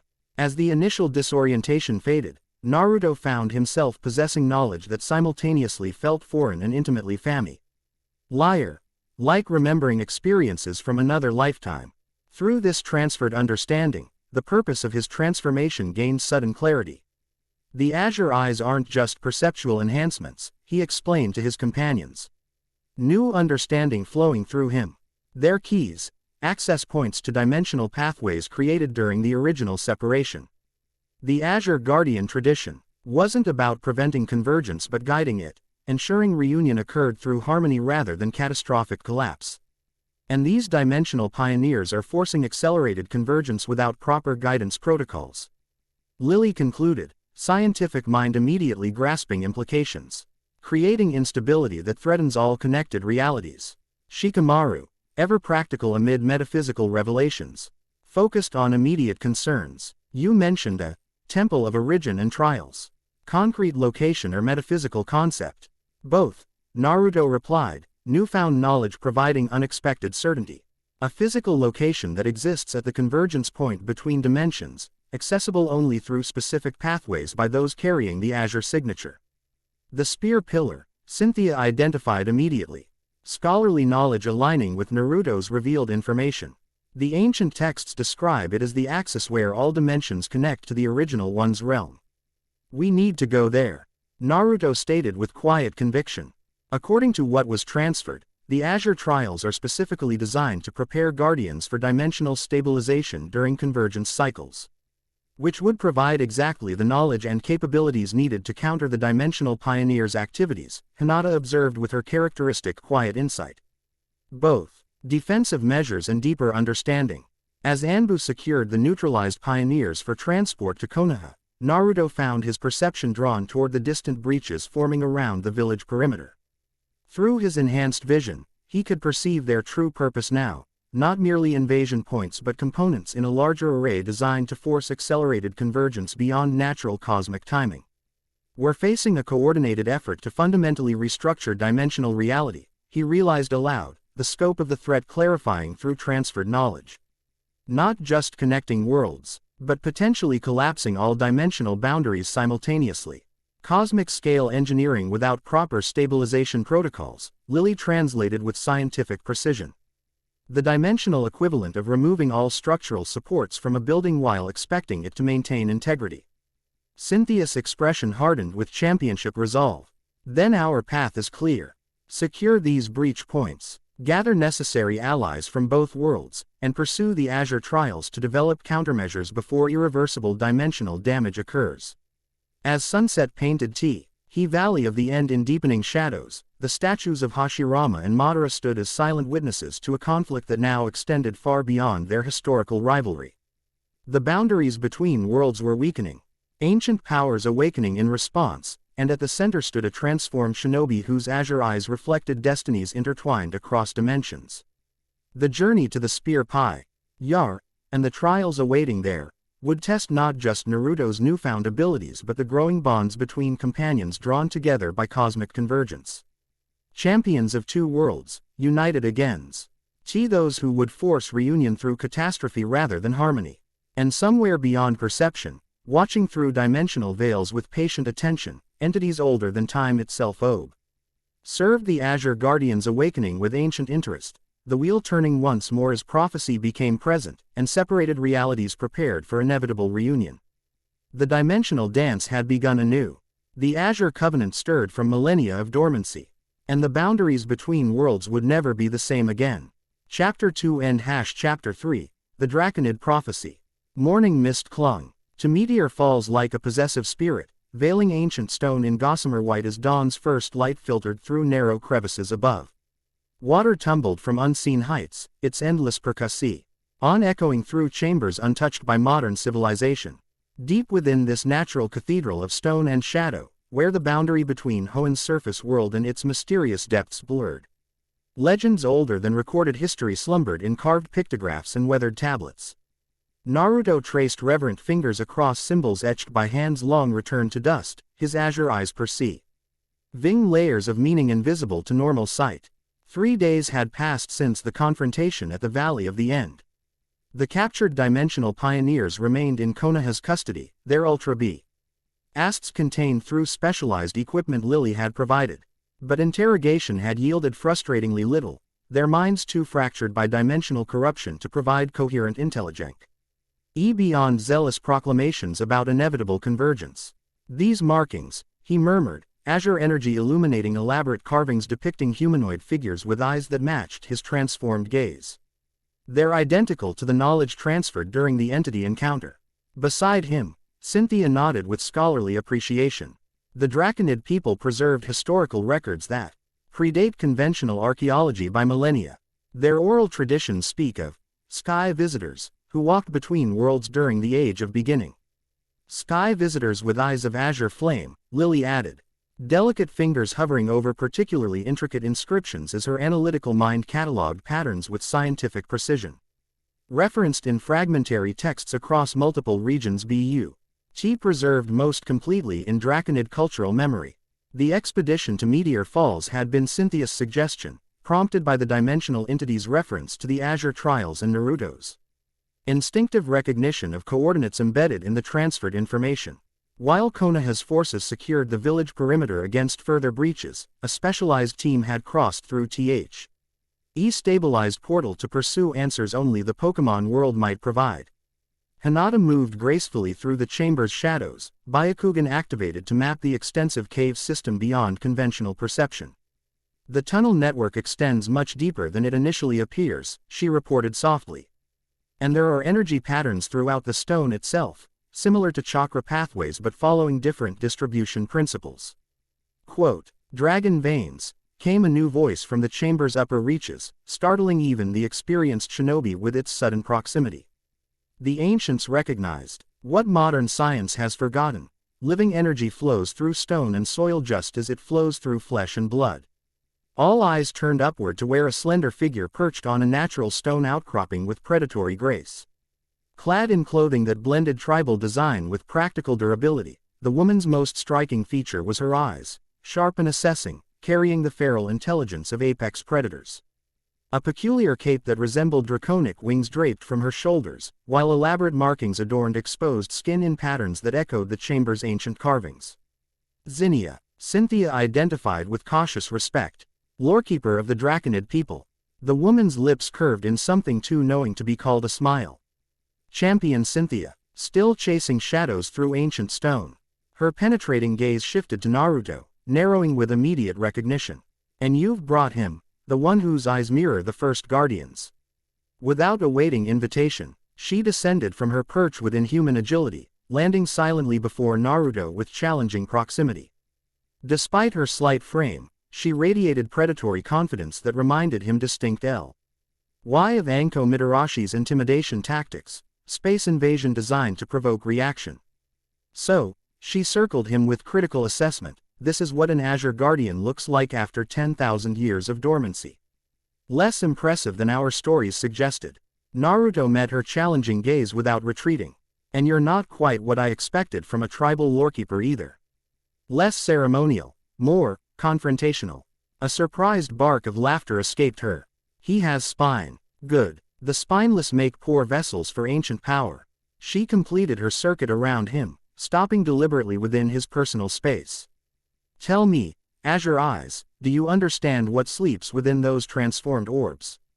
Do you comprehend the covenant your awakening has renewed? I'm learning, Naruto replied honestly, refusing the bait of defensiveness. The knowledge comes in fragments, some instinctive, some transferred, much still missing. Zinnia's expression remained unreadable, though Somethi-ing-like disappointment flickered briefly across her features. Fragments, echoes, shadows of what once was. She turned abruptly toward Cynthia. You bring an incomplete guardian to sacred ground and Expect the ancestors to reveal their secrets. The Draconid prophecies are explicit. Only the worthy may walk the azure path. Worthiness is demonstrated through action, not predetermined status. CYN.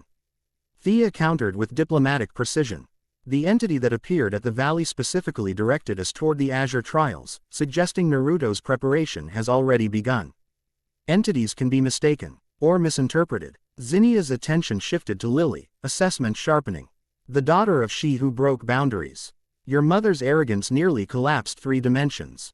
What insurance have we that this guardian won't cause similar catastrophe through ignorance? Before Lillie could respond, Naruto stepped forward.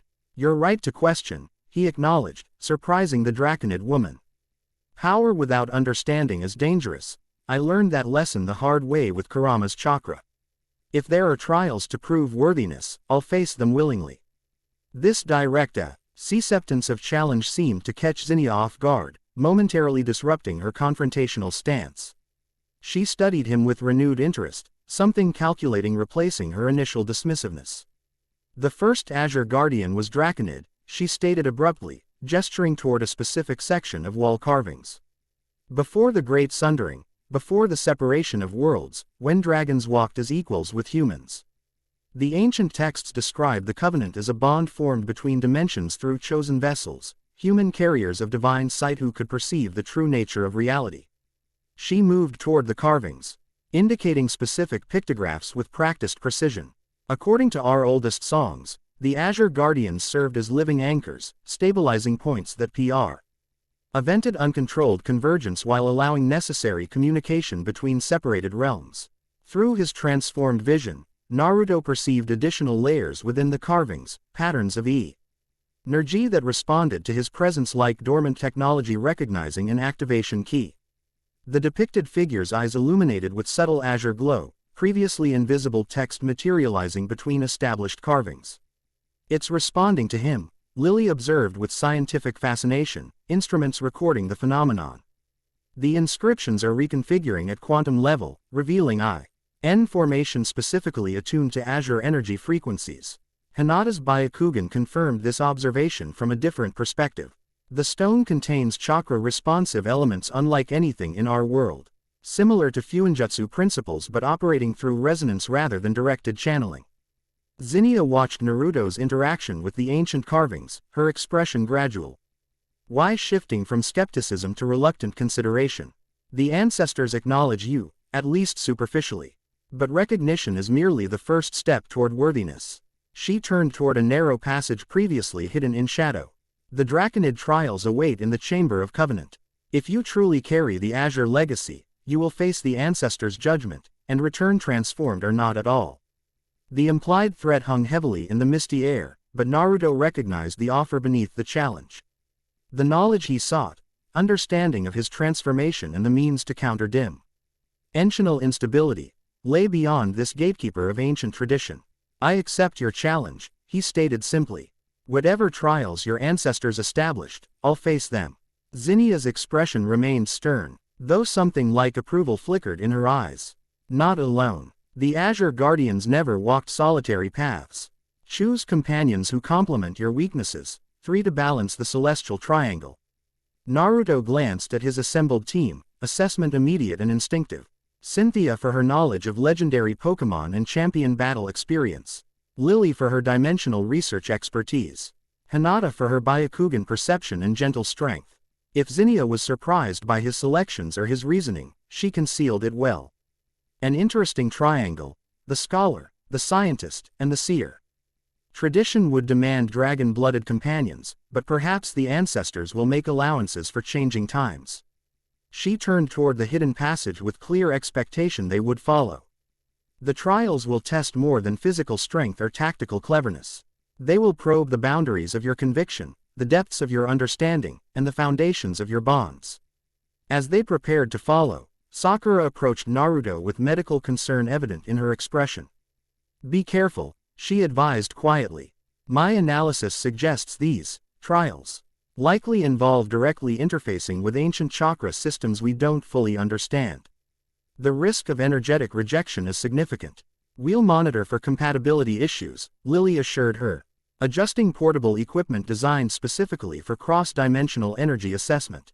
Any dangerous fluctuations and we'll terminate the connection immediately. Naruto appreciated their concern but felt oddly unconcerned about physical danger. Something in Zinnia's challenge resonated with instinctive certainty. These trials represented necessary preparation rather than arbitrary testing. The knowledge transferred by the dimensional entity had planted seeds of understanding that needed cultivation through direct experience. "We'll return before sunset," he promised those remaining behind. "If not, assume complications and contact Konoha through the stabilized portal." The chosen team followed Zinnia into the narrow passage, stone walls closing around them as they descended deeper into Meteor Falls, Ancient Heart. The natural illumination from surface openings gradually faded, replaced by an unexpected phenomenon: crystalline formations embedded in the cavern walls that emit soft azure light identical to the energy surrounding Naruto's transformed eyes. Dragon tears, Zinnia identified the luminescent crystals. Solidified energy from the original one's grief when dimensions first separated. They respond to azure resonance, growing brighter in guardian presence. True to her words, the crystals intensified as they passed, illuminating their path with increasing brightness that reflected off water-polished stone in mesmerizing patterns. The passage descended through natural chambers of increasing size and grandeur, each bearing evidence of ancient habitation, worn steps carved into stone, ceremonial platforms emerging from cave floors, and everywhere, elaborate carvings depicting dragon-like entities alongside human figures with distinctive azure eyes. "Your people lived here?" Cynthia questioned, scholarly interest evident despite the tense circumstances. "Not lived, worshipped," Zinnia corrected. Meteor Falls served as sacred ground where dimensional boundaries naturally thinned. The ancestors gathered here for communion with entities beyond conventional perception, those your modern legends call legendary Pokémon, but who once held status closer to divinity. The passage eventually opened into a vast underground chamber that defied explanation through natural cave formation. Perfect geometric architecture soared overhead in impossible configurations. Stone pillars supporting a dome ceiling etched with astronomical configurations that depicted celestial arrangements unseen in modern skies. At the chamber's center stood an elevated platform surrounded by dragon statues whose eyes contained the same crystalline material that illuminated their path. "The Chamber of Covenant," Zinnia announced with reverent formality, her earlier conference. Rotational tone replaced by ceremonial gravity. "Where the first Azure Guardian received the blessing of dimensional sight and established the original boundaries between worlds." Naruto approached the central platform. Azure vision perceiving energy patterns flowing beneath the stone surface like ancient circuitry awaiting activation. The dragon statues responded to his proximity, crystalline yes glowing with increasing intensity as though awakening from millennia of slumber. "What exactly do these trials entail?" he questioned, turning toward Zinnia with practical focus. The Draconid Rekeeper ascended steps leading to the platform's edge, assuming a formal posture that emphasized the ceremonial significance of her role. 3 trials to balance the celestial triangle: body, mind, and spirit. Each must be overcome not through individual prowess but through complementary partnership. She gestured toward the dragon statues, whose eyes now pulsed in synchronized rhythm. The ants' stores believed true strength emerged from balanced opposition, that guardians required tempering through perspectives beyond their own understanding. The companions, Hinata realized softly, we're meant to serve as counterweights to the guardian's natural inclinations. Precisely. Zinnia nodded with approval at her insight. Azure Guardians historically demonstrated particular strengths but corresponding weaknesses. The trials ensure these vulnerabilities are addressed through complementary bonds. She turned toward Naruto with challenging directness. "Your first trial begins with me. He trial of body. Combat assessment to determine your physical worthiness as guardian vessel." Without further warning, she cast aside her ceremonial cape and withdrew what appeared to be a specialized Pokeball from a wristband. Unlike standard designs, this ancient device gleamed with metallic scales that resembled draconic armor. "I stand as the Draconid Challenger, blood descendant of the original companions," she declared. Voice echoing through the chamber with ritual significance. "Prove your physical worthiness to carry the Azure legacy." The scaled ball expanded in her hand, releasing A blinding flash that materialized into a Pokémon of magnificent proportions, a salamence whose iridescent scales reflected the chamber's crystalline light in rainbow patterns. The dragon lowered its massive head to Zinnia's level, intelligent eyes reflecting the same feral intensity as its trainer while powerful wings extended to impressive span.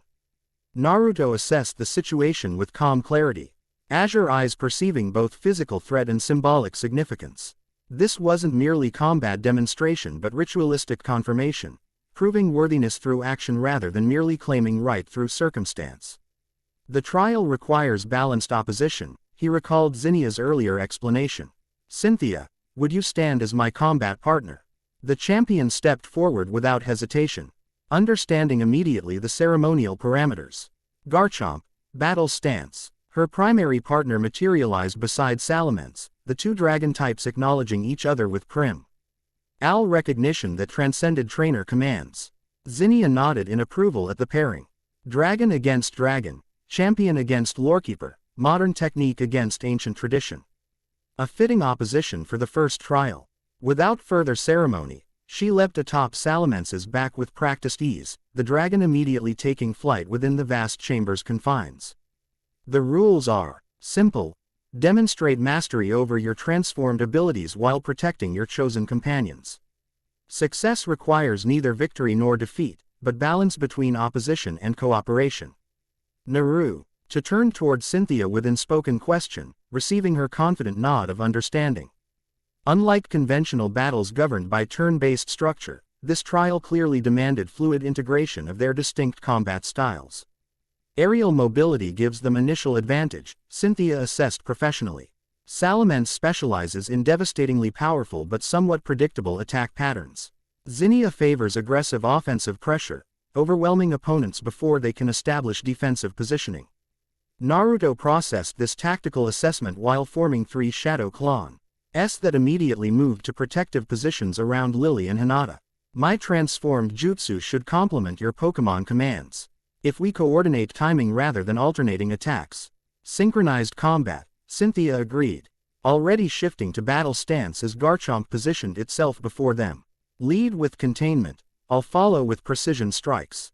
The ceremonial combat, initiated without countdown or formal announcement. Zinnia and Salamence diving from elevated position with tremendous velocity, draconic energy gathering around the Pokémon's jaws in preparation for devastatingly powerful hyper beam attack. Wind release.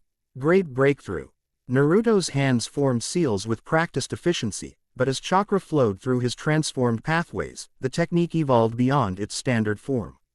Azure energy infused the resulting windstorm, transforming conventional elemental manipulation into something that registered to Cynthia's experienced perception as flying, fairy hybrid typing. The transformed technique collided with Salamence's diving attack, azure-infused wind disrupting the forming hyper beam while creating aerial turbulence that forced the Dragon to stabilize rather than complete its offensive approach. The momentary opening was all Cynthia required. Garchomp, Stone Edge, dispersed pattern. Her partner responded with championship precision. Claws striking the chamber floor to summon jagged stone pillars that erupted in calculated sequence, not directly targeting Salamence but creating an aerial obstacle course that severely restricted maneuverability within the confined space. Naruto immediately recognized the tactical brilliance of her command. Rather than attempting to damage their opponent directly, she'd changed the battle field's fundamental parameters to neutralize Salamence's aerial advantage. His shadow clones enhanced this strategy by positioning themselves atop newly formed stone pillars, expanding their defensive coverage while preparing secondary techniques. Zinnia's expression shifted from ceremonial solemnity to genuine battle excitement, clearly appreciating the strategic coordination. Clever opening. Salamence. Dragon pulse through the obstacles. The dragon responded with a concentrated beam of draconic energy that shattered several stone pillars, creating debris that rained down toward the Platief. Where Lillie and Hinata maintained observation positions. Before Naruto could redirect his clones to intercept, Hinata demonstrated why he'd selected her for the trial team. 8 trigrams air palm. Her precise chakra control manifested as concussive force that intercepted falling debris, pulverizing larger fragments while redirecting their trajectory away from vulnerable positions. The death. Ensive technique executed with such elegant efficiency that it appeared almost effortless, gentle power precisely applied. Remarkable chakra control, Lillie observed, scientific assessment continuing despite the battle surrounding them. The air palm technique utilizes principles similar to our understanding of fighting-type energy manipulation but with significantly greater precision targeting. This exchange confirmed Naruto's instinctive selection of trial companions, each contributing unique perspective and capability that complemented both his transformed abilities and each other's specializations. Through his azure vision, he could perceive energy patterns forming between them, connections establishing through shared purpose and coordinated action. The combat escalated as Cynthia directed Salamence through increasingly complex aerial maneuvers, each attack pattern more elaborate than the last.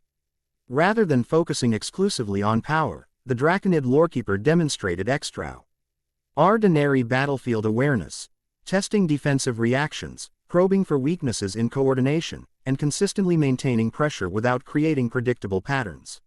She's evaluating our adaptive capacity, Cynthia realized. Directing Garchomp with subtle hand signals that supplemented verbal commands. Not just combat effectiveness but how quickly we integrate unfamiliar elements into cohesive strategy. Understanding the true purpose clarified Naruto's approach.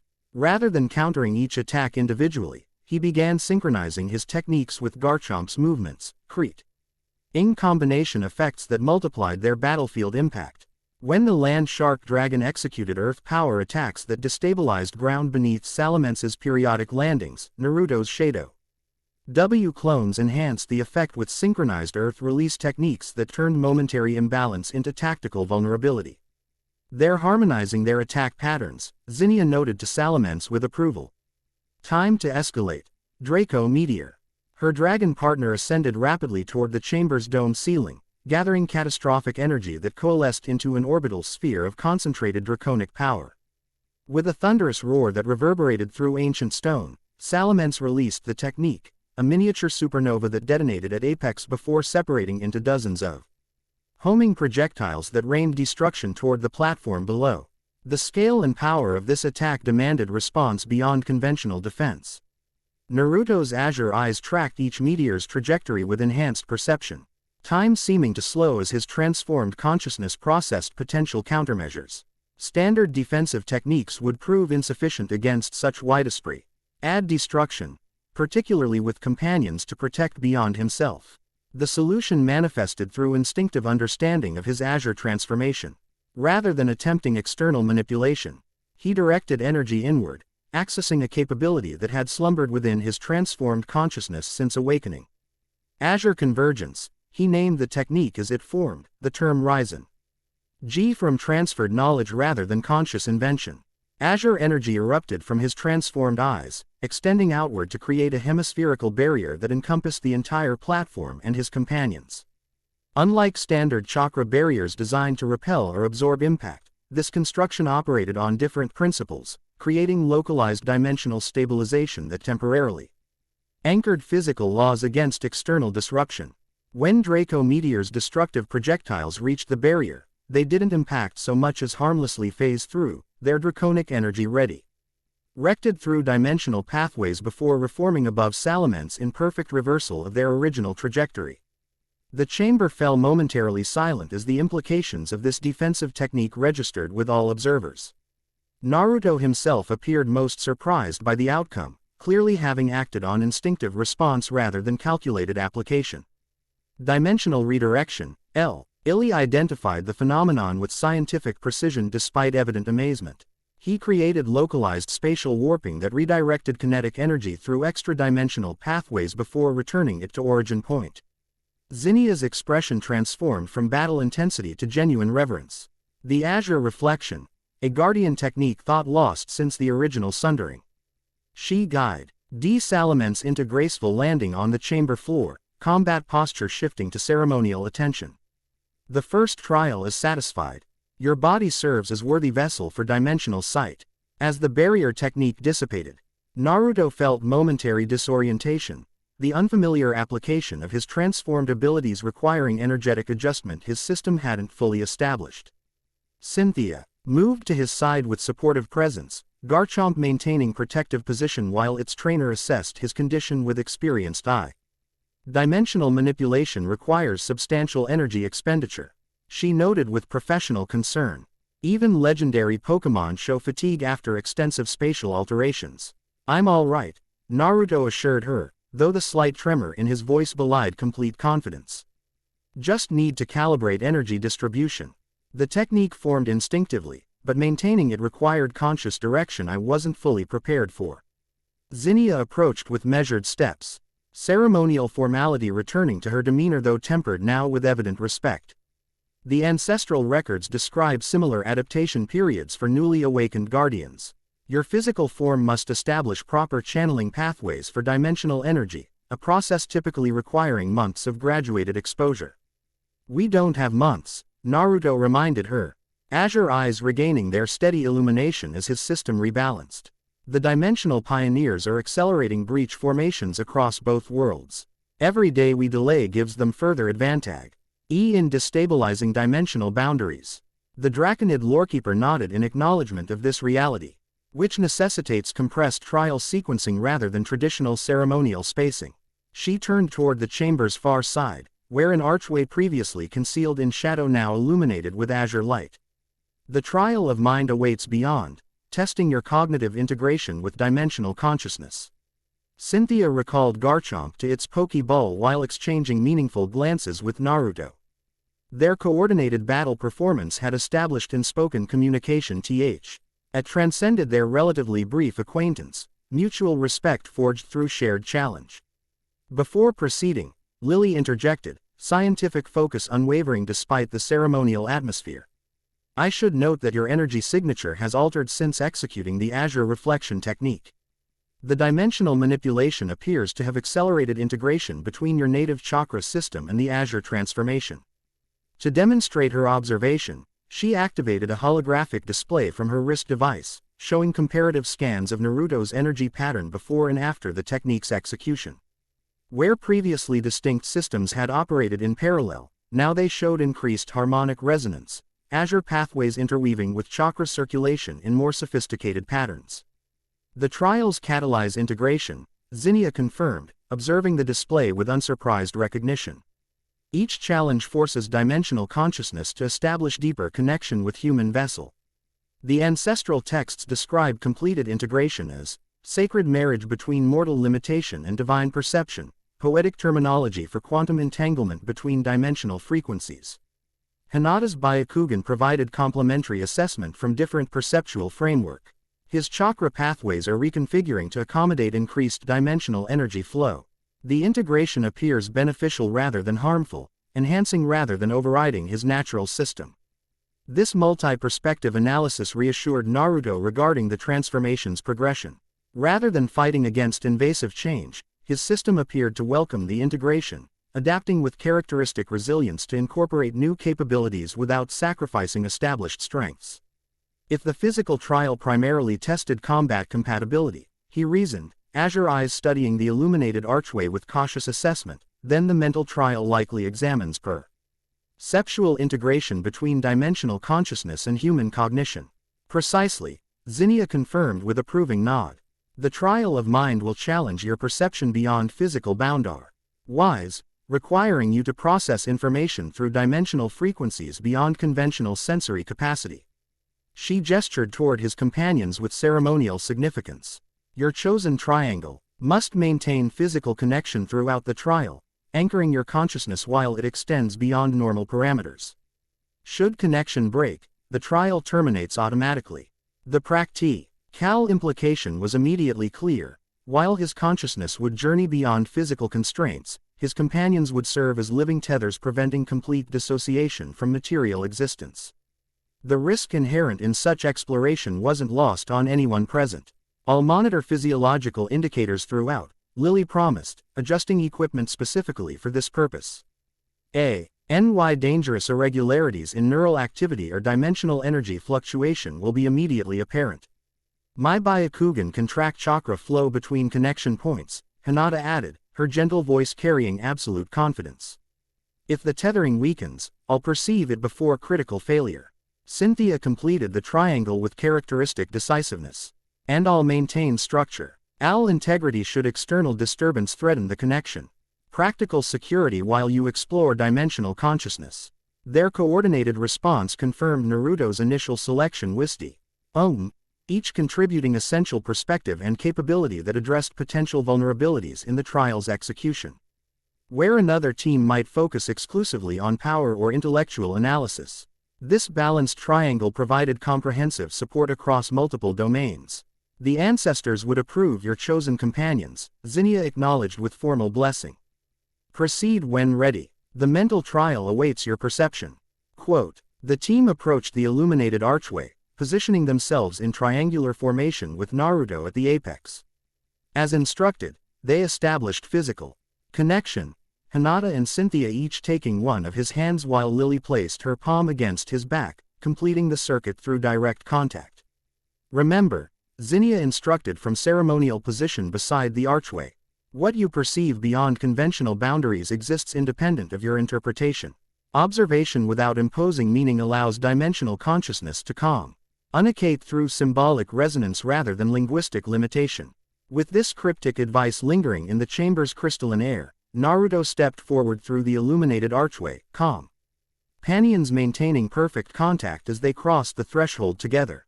Beyond the archway lay neither chamber nor passage but infinite expanse, a dimensionless void illuminated by distant cosmic bodies that defied conventional astronomical categorization. Stars that burned in impossible colors, geometric constructions that rewrote spatial laws through mere existence, and flowing currents of pure dimensional energy that connected everything in mathematical patterns too complex for conventional comprehension. Remarkable, Lillie whispered, scientific detachment momentarily overwhelmed by genuine wonder. A dimensionally neutral observation space, allowing perception without physical presence. Naruto felt his consciousness expanding beyond normal constraints, azure energy flowing out from his transformed eyes to interface directly with the surrounding dimensional currents. Unlike his physical body, which remained anchored through companion connection, his perception extended limitlessly across the infinite expanse, simultaneously experiencing multiple vantage points without conventional spatial restriction. It's like seeing everything at once, he attempted to explain, NGU proving inadequate for the experience. Not just visually, but conceptually, understanding connections between elements that should be separated by impossible distance. Through this expanded perception, patterns emerged from apparent chaos, the dimensional currents flowing not randomly but in precisely orchestrated movements that resembled cosmic clockwork. Each current connected distinct dimensional pockets, energy transferring between separated realities through pathways invisible to conventional perception. The dimensional network, Cynthia identified with scholarly recognition. Ancient texts describe it as the cosmic loom, the underlying structure connecting separated worlds through harmonic resonance. As Naruto's perception adapted to this expanded awareness, specific currents illuminated with heightened significance, pathways directly connected to events unfolding in both their worlds. Through these connections, he could perceive the dimensional pioneers' activities with newfound clarity, their systematic breach formations creating artificial intersections that disrupted natural flow patterns throughout the network. They're not just connecting worlds, he realized with growing concern. They're deliberately severing existing connections and rerouting dimensional energy through artificially constructed channels. Like damming a river to force water through mechanically controlled pathways. The implications materialized through direct perception rather than logical deduction, each artificial breach creating cascading disruptions throughout connected dimensions.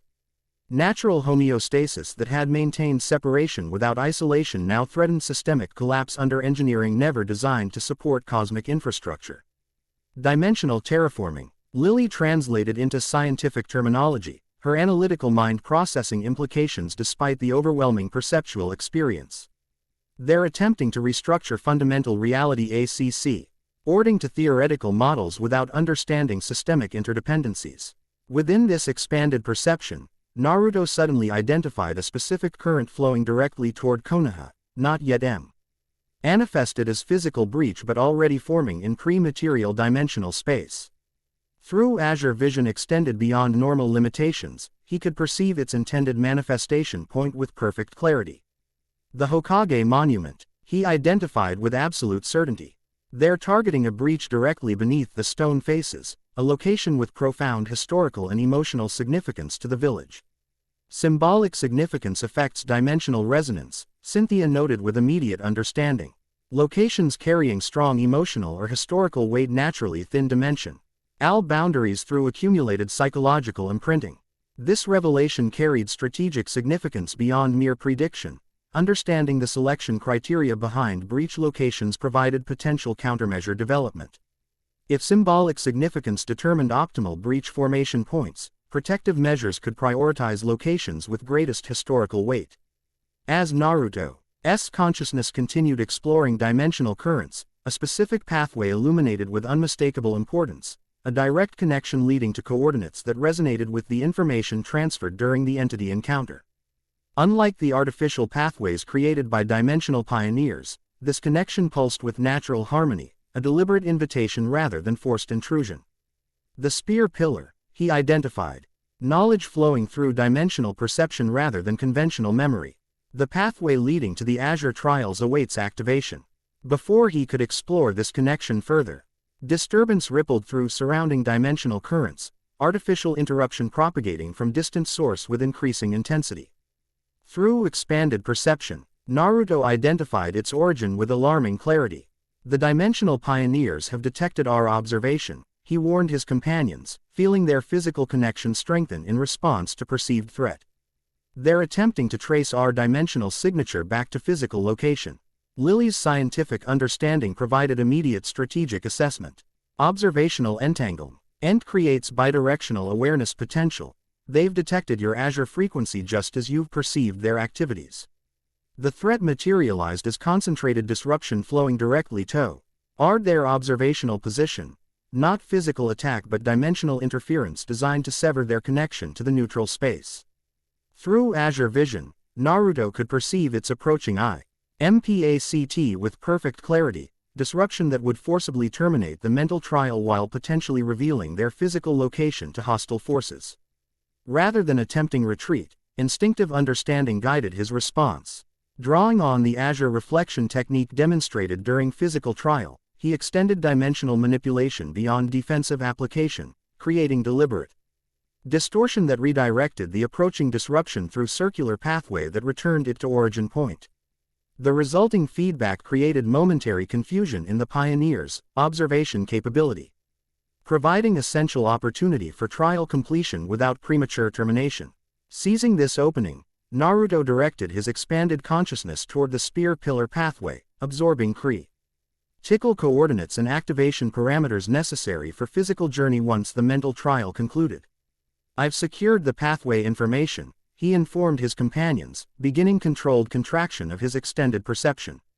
We need to return before they establish secondary tracking methods. The return transition proved smoother than initial expansion, his consciousness gathering in ward with practiced precision that suggested growing mastery over dimensional interface capabilities. As perception returned to conventional parameters, the neutral observation space dissolved around them. Physical reality resolving as they emerged through the archway back into the Chamber of Covenant. Zinnia awaited their return with ceremonial attentiveness, immediately recognizing successful real completion through the altered Azure pattern surrounding Naruto's transformed eyes. Where previously the energy had flowed in relatively uniform illumination, now it displayed complex geometric configurations that shifted with his focused attention, visual representation of enhanced dimensional integration. The mental trial is satisfied, she confirmed with formal acknowledgement. Your mind proves capable of processing dimensional consciousness without disintegration of human identity. The ancestors recognize your cognitive worthiness as Azure vessel. Naruto released his companions NDS with grateful acknowledgement of their essential support throughout the trial. Despite the overwhelming perceptual experience, he felt surprisingly centered, his consciousness expanded rather than fragmented by the dimensional interface. The dimensional pioneers detected our observation, he reported immediately, prioritizing tactical information over trial achievement. They've developed technology capable of tracking Azure energy frequencies across dimensional boundaries, likely how they've monitored my transformation since awakening. This information carried significant strategic cations that Shikamaru would immediately recognize upon their return to Konoha. Enemy awareness of their movements necessitated adjusted operational security beyond conventional countermeasures. Our technological sophistication exceeds previous assessment, Lillie noted with professional concern. Dimensional frequency tracking requires quantum entanglement principles that theoretical models suggested were centuries beyond current implementation capability. Unless they've received external assistance, Cynthia suggested grimly, the implication hanging unspoken between them, Ultra Beast intelligence potentially guiding human technological development toward dimensional manipulation beyond natural progression. Zinnia processed these revelations with the gravity they deserved before redirecting attention to trial progression. External threats increase urgency, but proper sequence cannot be circumvented without risking permanent damage to Azure integration. The spirit trial remains necessary for complete awakening. She gestured toward the chamber's third archway, which unlike its predecessors remained dormant, crystal formations surrounding its structure unilluminated despite a Zur energy permeating the surrounding environment. The final trial requires personal revelation rather than external challenge, she explained with ceremonial gravity. The spirit trial examines RTHINESS through internal reconciliation, confronting aspects of self typically hidden from conscious awareness. The implications settled heavily across the chamber, each person present recognizing profound vulnerability such examination necessarily entailed. Unlike physical or mental challenges that engaged external capabilities, spiritual confrontation required lowering defenses that defined individual identity. Each companion selected for your triangle will witness that which you yourself may not wish to acknowledge, Zinnia continued, her normally confrontational tone softened by evident empathy. The ancestors believed true guardians required absolute self-knowledge, that dimensional consciousness could not safely integrate with fragmented human identity. Naruto considered the requirements with appropriate gravity. Throughout his life, he'd confronted aspects of himself that others might prefer concealed, his conversations with Kurama forcing acknowledgement of internal RKNESS that many shinobi suppressed beneath mission protocols and village loyalty. But willingly exposing such vulnerability before companions he'd only recently bonded with represented different magnitude of risk entirely. There is no shame in deferring the final trial until trust deepens, Zinnia offered with unexpected gentleness. The ancestors respected preparation as much as courage. Before Naruto could respond, Cynthia stepped forward with characteristic decisiveness. As Sinnoh champion, I've faced legendary Pokémon capable of exposing my innermost thoughts without permission or preparation. Whatever the spirit trial reveals, I offer non-judgment and absolute confidentiality. Hinata joined this commitment without hesitation. We've known each other since childhood, Naruto-kun. There is nothing within your spirit that could diminish my respect for the person you've become through every challenge faced. Lillie completed the triangle with scientific pragmatism tempered by genuine compassion. Psychological integration remains essential for dimensional stability. Delayed processing creates exponentially increasing risk factors for future cognitive dissonance. Their coordinated support, each expressed through distinct personal framework, crystallized Naruto's decision. From his earliest days as isolated Jinchuriki to his current status as respected Jonin and dimensional anomaly. Growth had always come through confronting difficult truths rather than comfortable illusions. I accept the spirit trial, he stated with quiet determination. Whatever aspects of myself require acknowledgement, I'll face them willingly. Zinnia nodded with evident respect before approaching the dormant archway. Unlike previous trials activated through external mechanism, this gateway required direct investment from the ceremonial keeper herself. Pressing her palm against central keystone, she channeled draconic energy that illuminated ancient inscriptions previously invisible beneath accumulated mineral deposits. Zinnia of Draconid blood, invoke the ancestral witness, she intoned with ritual formality, voice resonating with power beyond her physical presence. May that which dwells in shadow emerge into light. May that which hides in silence find voice. May the vessel become worthy through self-knowledge unveiled. The archway responded to this invocation with gradual illumination. Not the azure energy that characterized previous trials, but prismatic light that shifted through entire spectrum in hypnotic patterns. Unlike conventional illumination, this light seemed to bend inward rather than radiating outward, creating optical distortion that suggested dimensional boundary fluctuation within controlled parameters.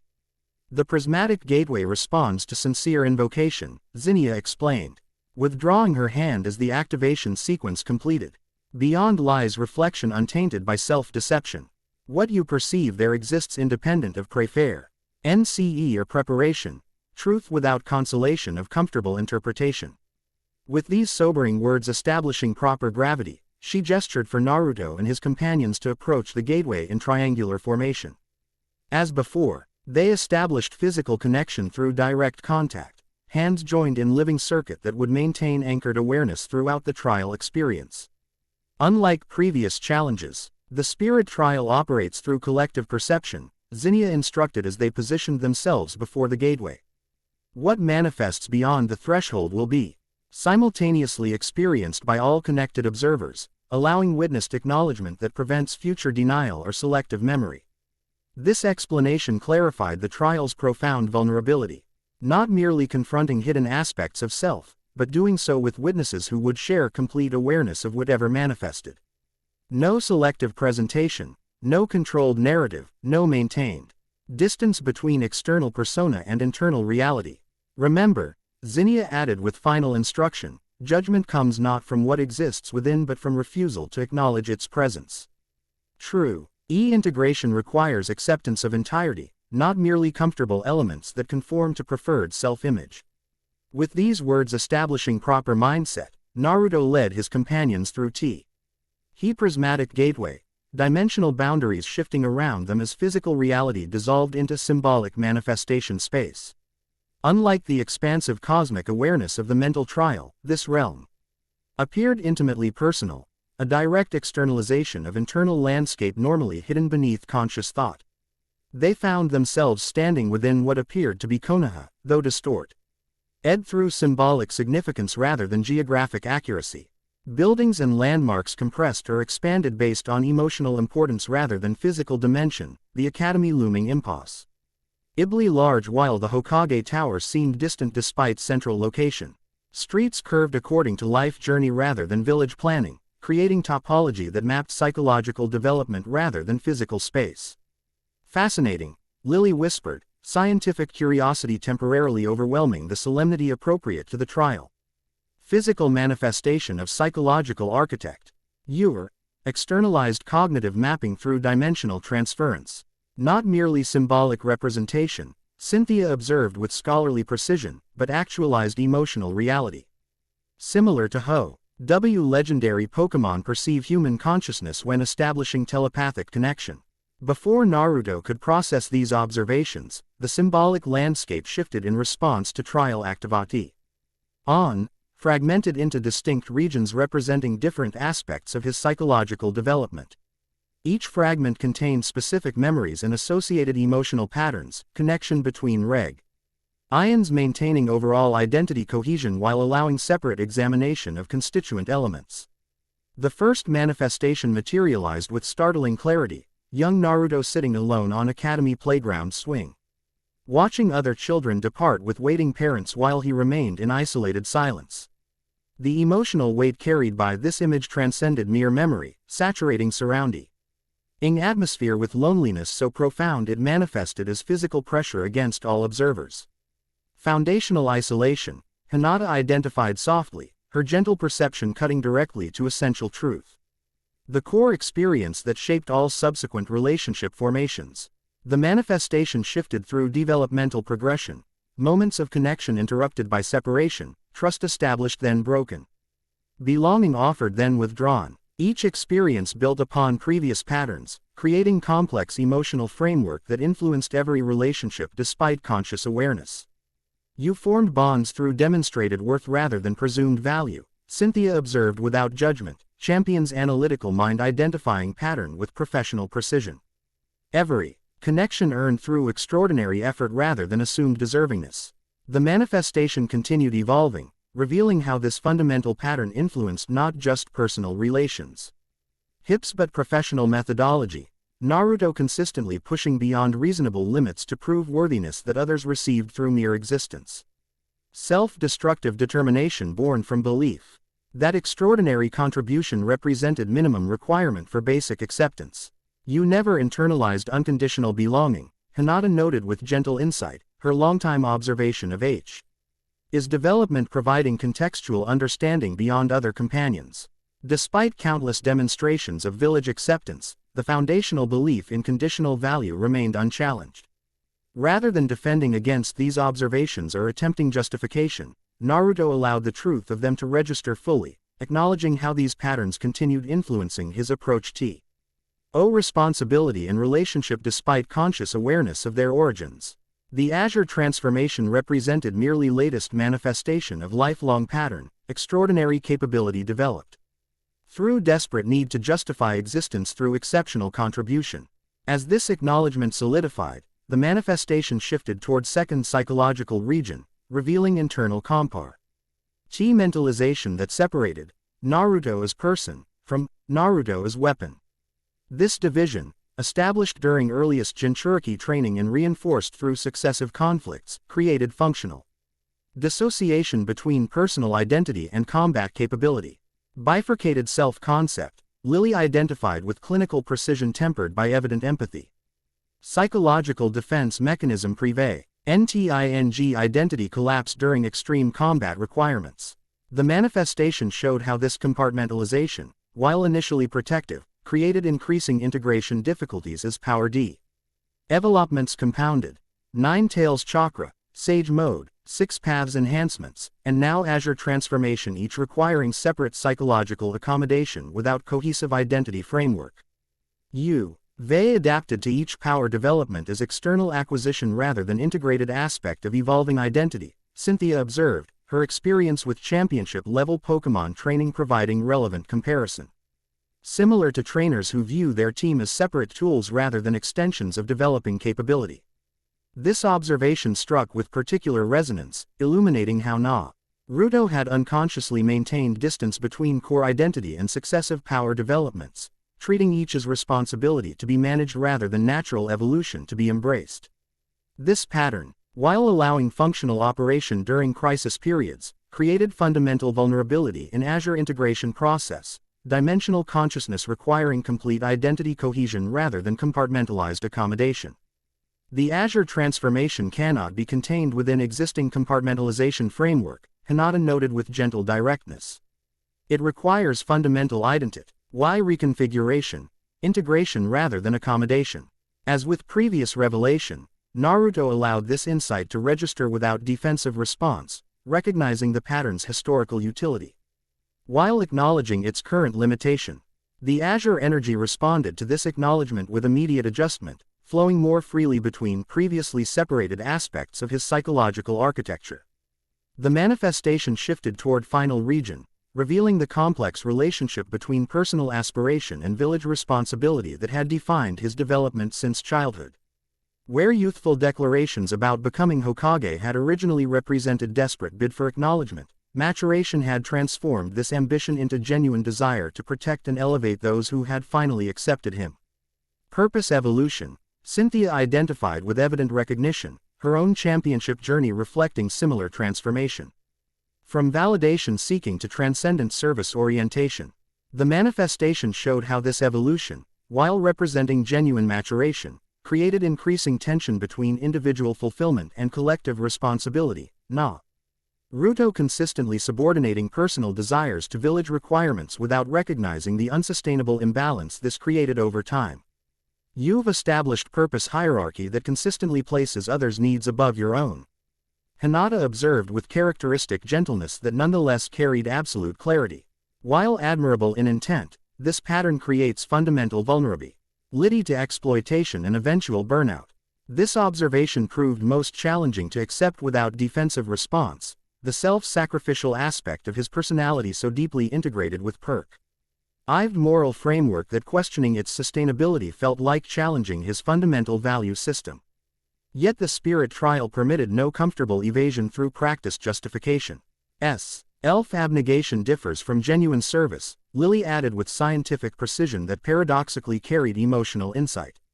Sustainable contribution requires personal fulfillment integration rather than perpetual sacrifice. The combined observations illuminated pattern that extended beyond individual examples into fundamental life approach, Naruto consistently viewing personal desires as inherently less legitimate than others' needs, creating psychological framework that treated self-fulfillment as indulgence rather than necessary balance. The Azure Guardian cannot function through perpetual self-sacrifice, Cynthia noted with diplomatic directness. Dimensional responsibility requires sustainable integration between personal fulfillment and collective service. This final in GHT completed the triangular examination, foundational isolation creating conditional belonging patterns, compartmentalized identity preventing integrated power development, and self-sacrificial propose. Hierarchy establishing unsustainable service orientation. Together, these interlocking patterns created psychological architecture that required fundamental reconfiguration before dimensional consciousness could safely integrate without identity dissolution. As Naruto acknowledged the complete pattern without defensive evasion, the symbolic landscape began reintegrating, fragmented regions flowing together in reconfigured relationship that maintained essential character while establishing healthier connection between previously separated aspects. The Azure energy responded immediately, flowing through newly integrated pathways with significantly reduced resistance. The spirit trial concluded with gentle transition back through the prismatic gateway, returning the team to physical reality within the Chamber of Covenant. Unlike previous trials that ended with dramatic demonstration or formal acknowledgement, this completion manifested through subtle but profound alteration in Naruto's Azure energy pattern, dimensional consciousness flowing through human vessel with harmonious integration rather than accommodated separation. Zinnia observed this transformation with evident approval, ceremonial formality softening into genuine respect. The spirit trial is satisfied. The ancestors recognize your complete worthiness as Azure vessel, body, mind, and spirit aligned in harmonious integration. Though no external manifestation marked this achievement beyond subtle energy reconfiguration, Naruto felt profound internal shift, his transformed abilities no longer registering as separate irresponsibility but as natural extension of evolving identity. The compartmentalization that had characterized previous power developments dissolved in favor of integrated awareness that acknowledged both human limitation and dimensional capability as complementary aspects of unified whole. The trials are complete, Zinnia announced with formal declaration. The Azure Guardian stands recognized by ancestral witnesses and contemporary companions. May the Covenant be honored through worthy vessel. With ceremonial acknowledgement completed, practical implications immediately surfaced through Naruto's enhanced dimensional awareness. The knowledge transferred during trials, particularly coordinates and activation parameters for the Spear Pillar pathway, provided critical next steps in countering the dimensional pioneers' accelerating activities. The Azure pathway leading to Spear Pillar requires specific activation sequence, he shared with his companions, information flowing naturally through enhanced integration.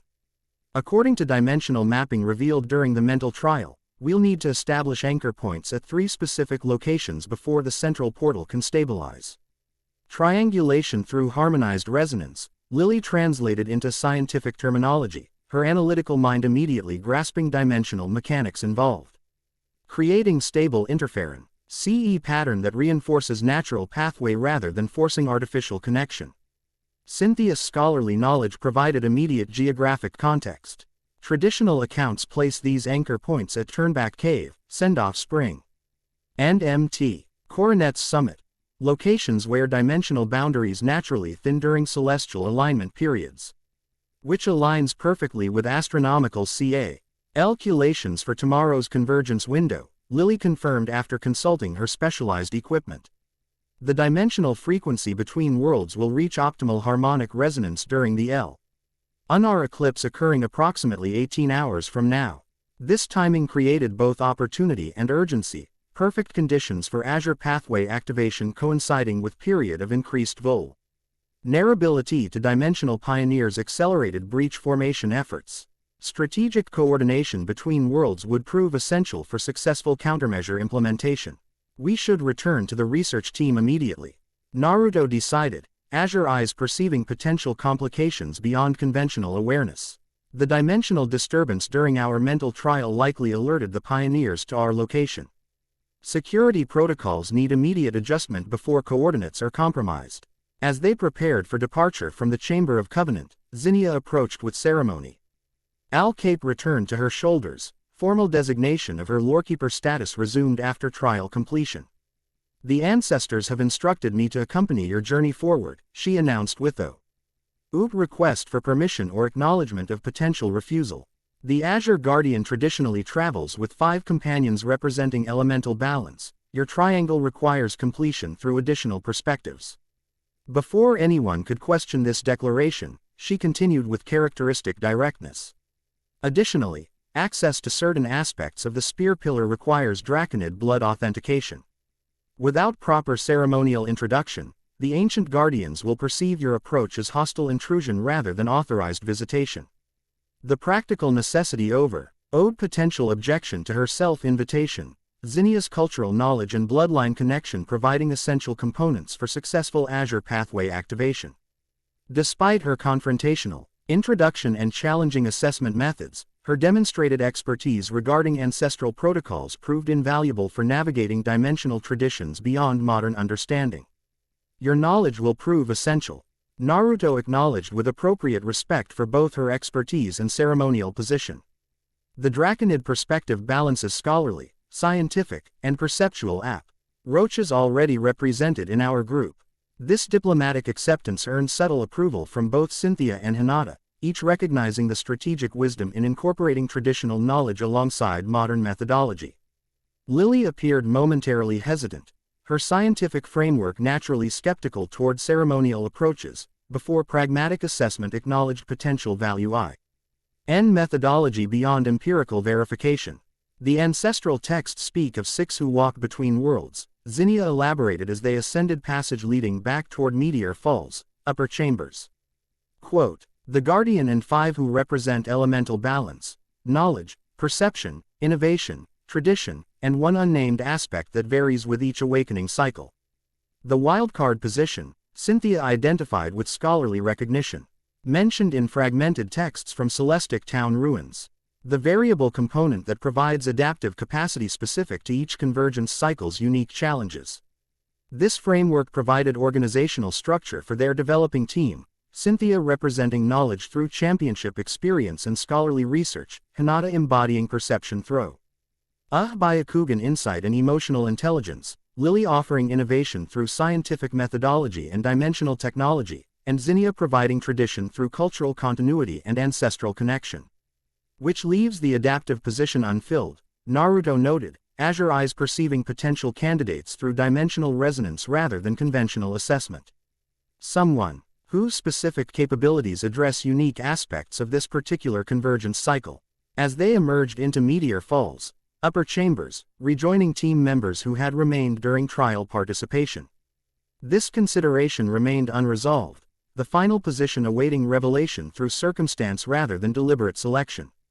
The completed trials had established foundational preparation, but implementation challenges remained substantially complex given accelerating dimensional instability across both connected worlds.